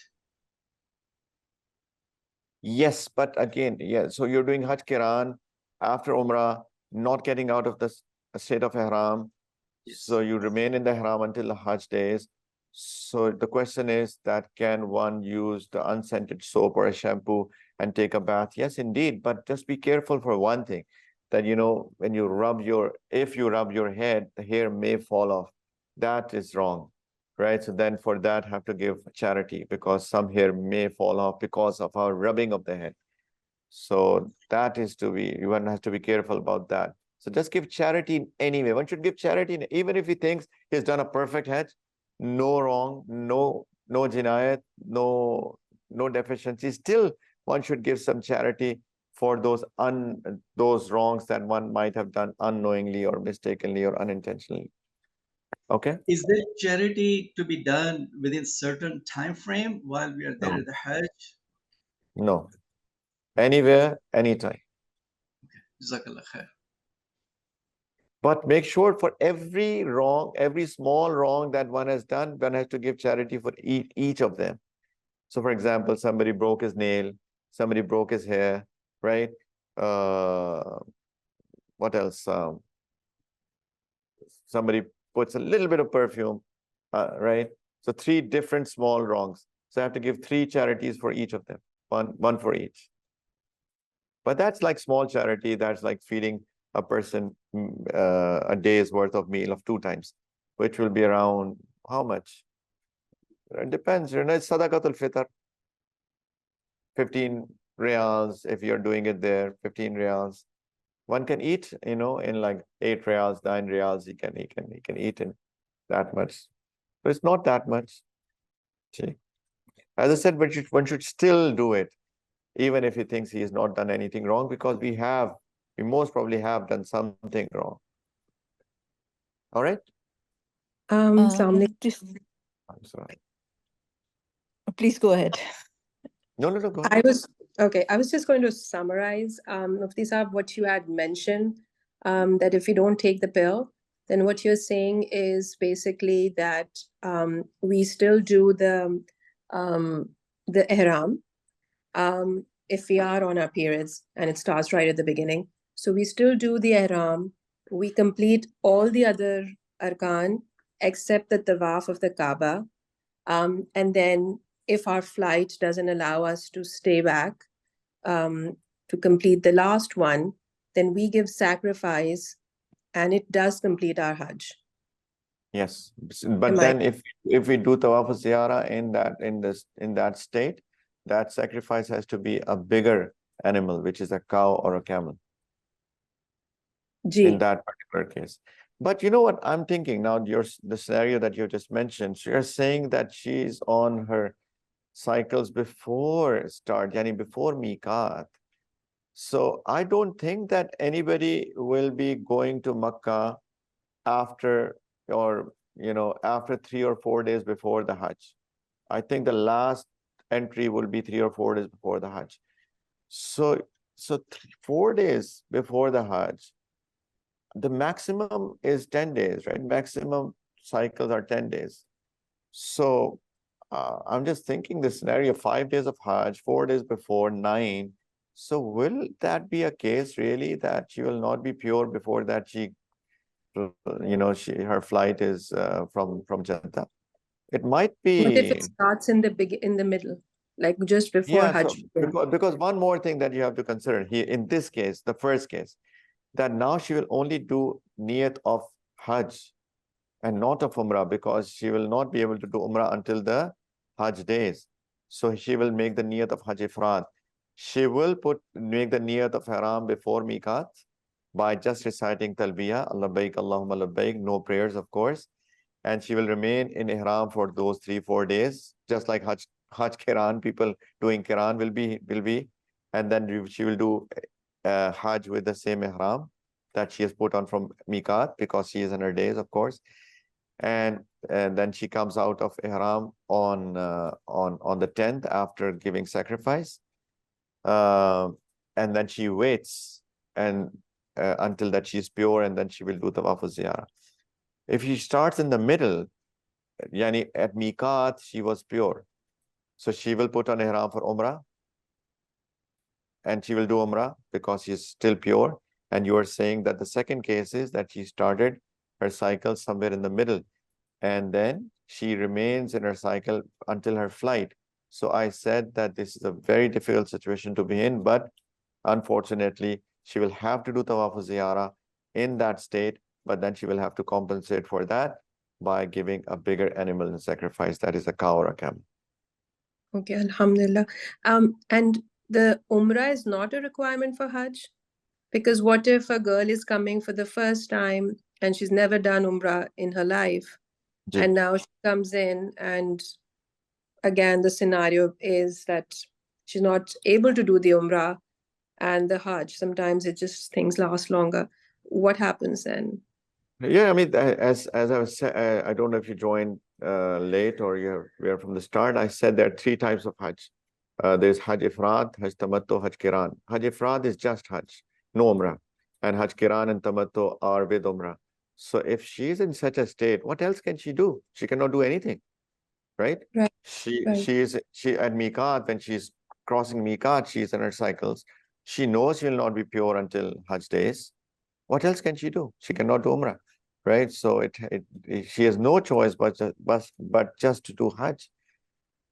Okay. But of course, if one can do Umrah, if she's pure, then everybody should do Umrah actually. Not only for the person coming for the first time, but everybody should do Hajj Tamattu or Qiran. Why not? Okay. Jazakallah. Thank you. Thank you. Any other last Mufti, questions? yes, can I ask one? Sure. With so much of walking, we are bound to get blisters in our feet. So is it okay to apply any kind of ointment, because those may be scented also? Sometimes while we are in Ihram, these ointments, and if we get cold, if you apply Vicks, that also has a lot of scent in it. So are these things okay to use? Generally, ointments, I've seen that there are no perfumes in that. I mean, in fact, it does not smell nice at all. Huh? So that's okay then. Medication. Yeah. I mean, in fact, the definition of scent is that you feel good about it. Do you feel good about Vicks?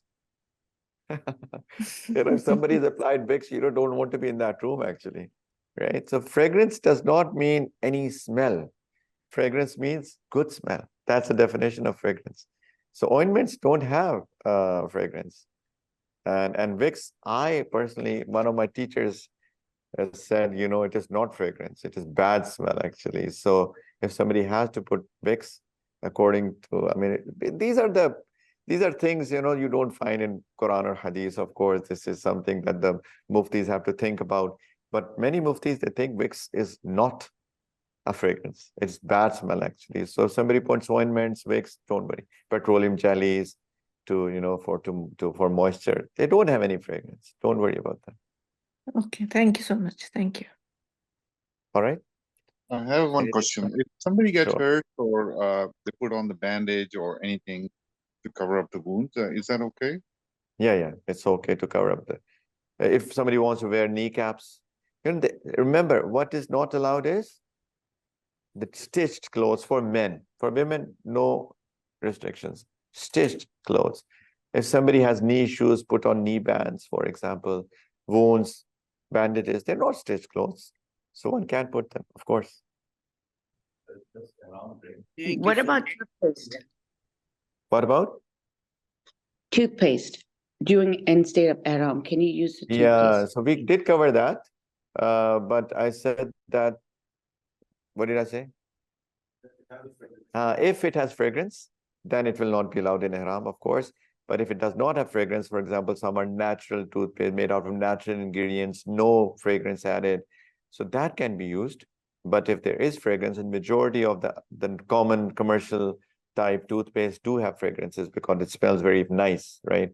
So of course that cannot be used. But if it's like a natural toothpaste without any fragrance added into it, that can be used. I Fragrance think cannot be used. to use a miswak. Yeah, miswak is an option. Exactly. Miswak is an option. Another question I have is about sunscreen. A lot of sunscreens you can find fragrance-free, but some will say no fragrance added, but they have synthetic, like no synthetic fragrance. So if there's naturally fragrance, is that okay? It depends. Again, the definition of fragrance is that feels the smell that feels nice, right? Where is the fragrance coming from? It's coming from plants. The perfumes that you put, it's coming generally from plants, or it's coming from musk or whatever, right? So that is fragrance. But if it's natural and it's naturally, it smells nice. So that is fragrance. So even no additional fragrance added, but it has fragrance of its own, that will be considered fragrance. You may find some that do not have fragrance. Maybe some sunscreens that are not very nice smelling sunscreens that can be put. We can find now, you can find everything.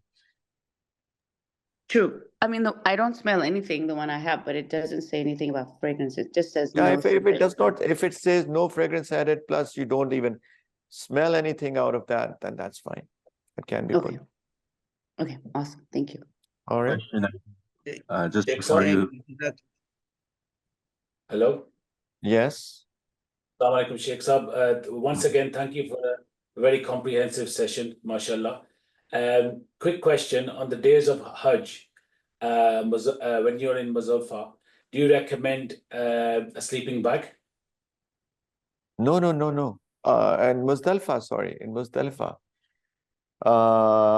I think no, because some groups, I think if you're going with Al-Firdaus, I mean, they do give something to sleep on. Don't worry.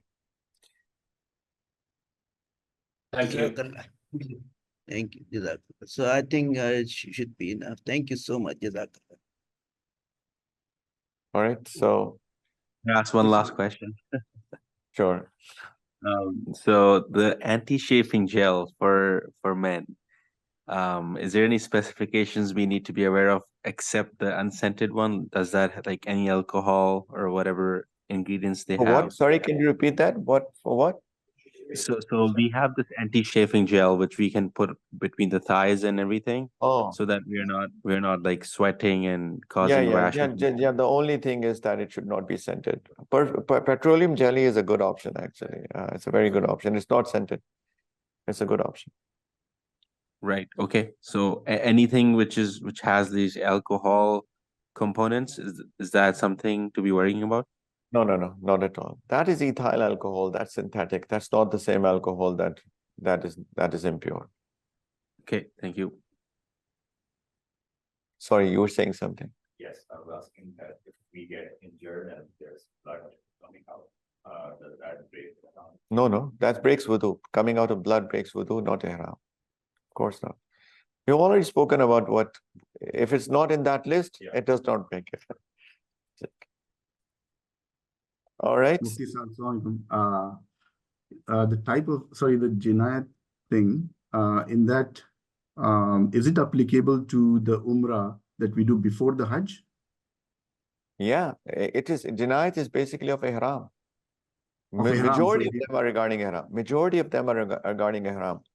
Some are related to the rituals of Hajj as well, but majority of them are related to Ihram. So in Umrah, if because we are in the state of Ihram, if any of these things happen, by the way, it's not a complete list of jinayat. There can be 100,000 things. I just mentioned a principle and I mentioned a few big ones, but there can be many, and inshallah we'll be there.